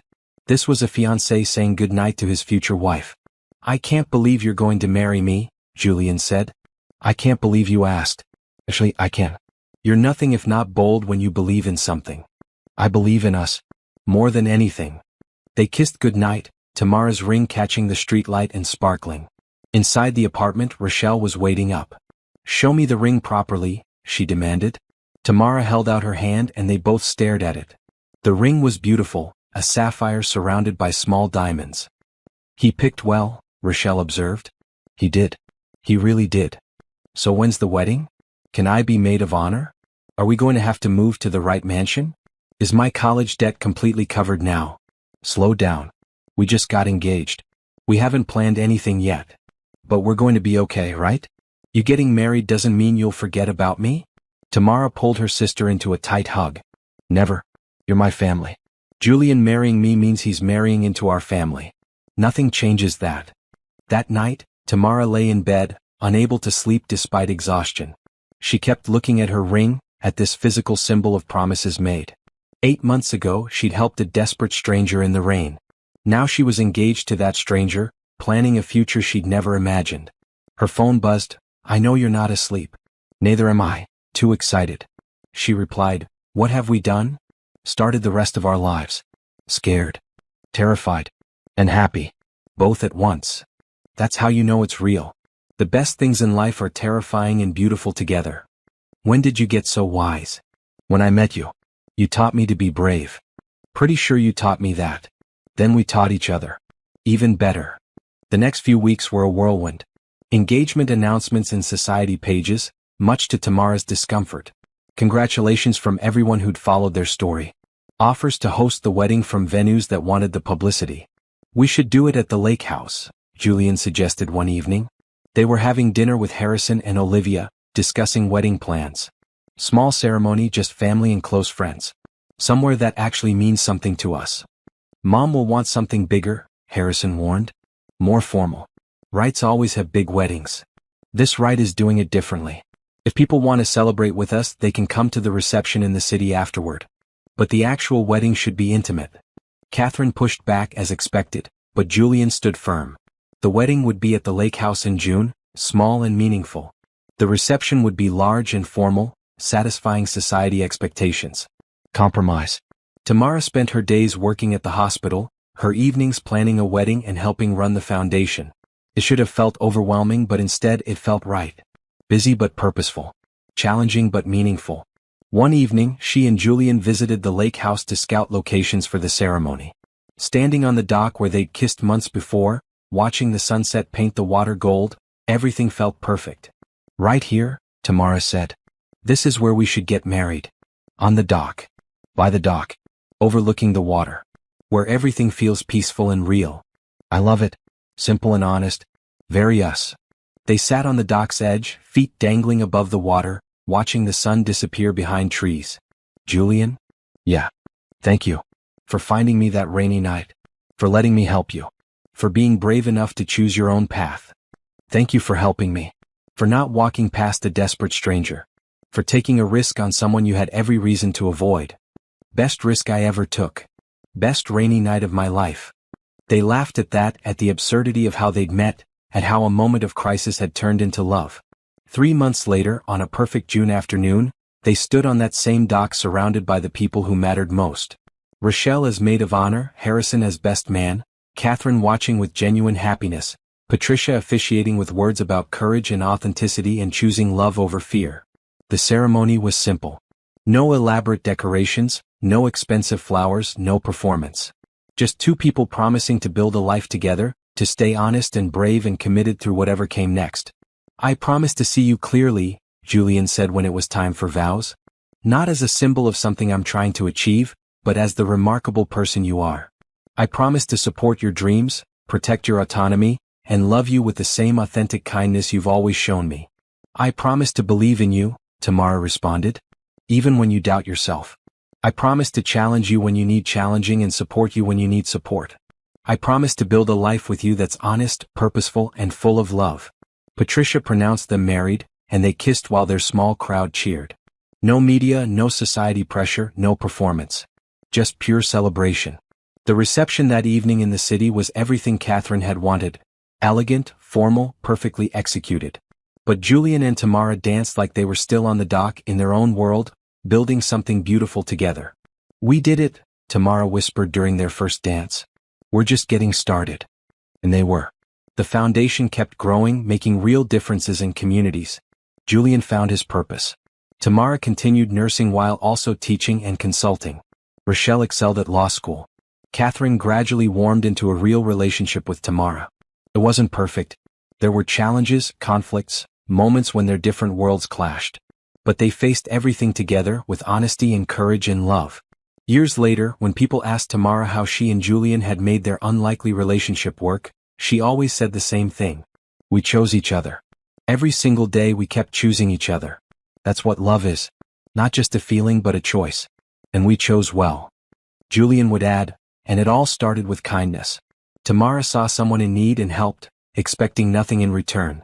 That simple act of compassion changed both our lives. Never underestimate the power of helping people. Their story became something of a legend in both their worlds. The nurse and the billionaire, the rainy night that started everything, the choice to build something real instead of something easy. And whenever Julian told the story, he'd always end the same way. She helped a wayfarer in the rain. Then learned he was a millionaire groom fleeing his own wedding. But none of that mattered as much as what came after. Two people choosing honesty, building trust, and finding love in the most unexpected place. Sometimes the best things in life start with saying yes to helping someone, even when you have every reason to say no. Tamara would smile and squeeze his hand, and they'd look at each other the way they had that first night, with recognition, gratitude, and hope for everything still to come. Because their story wasn't really about wealth or weddings or dramatic escapes. It was about two people finding authenticity in a world that often felt fake. About choosing courage over comfort. About believing that genuine connection was possible across any divide. And most of all, it was about kindness. The simple, powerful choice to help someone in need, expecting nothing in return, and discovering that sometimes, those moments of compassion change everything. The end was really just the beginning. And they lived it fully, honestly, bravely, together.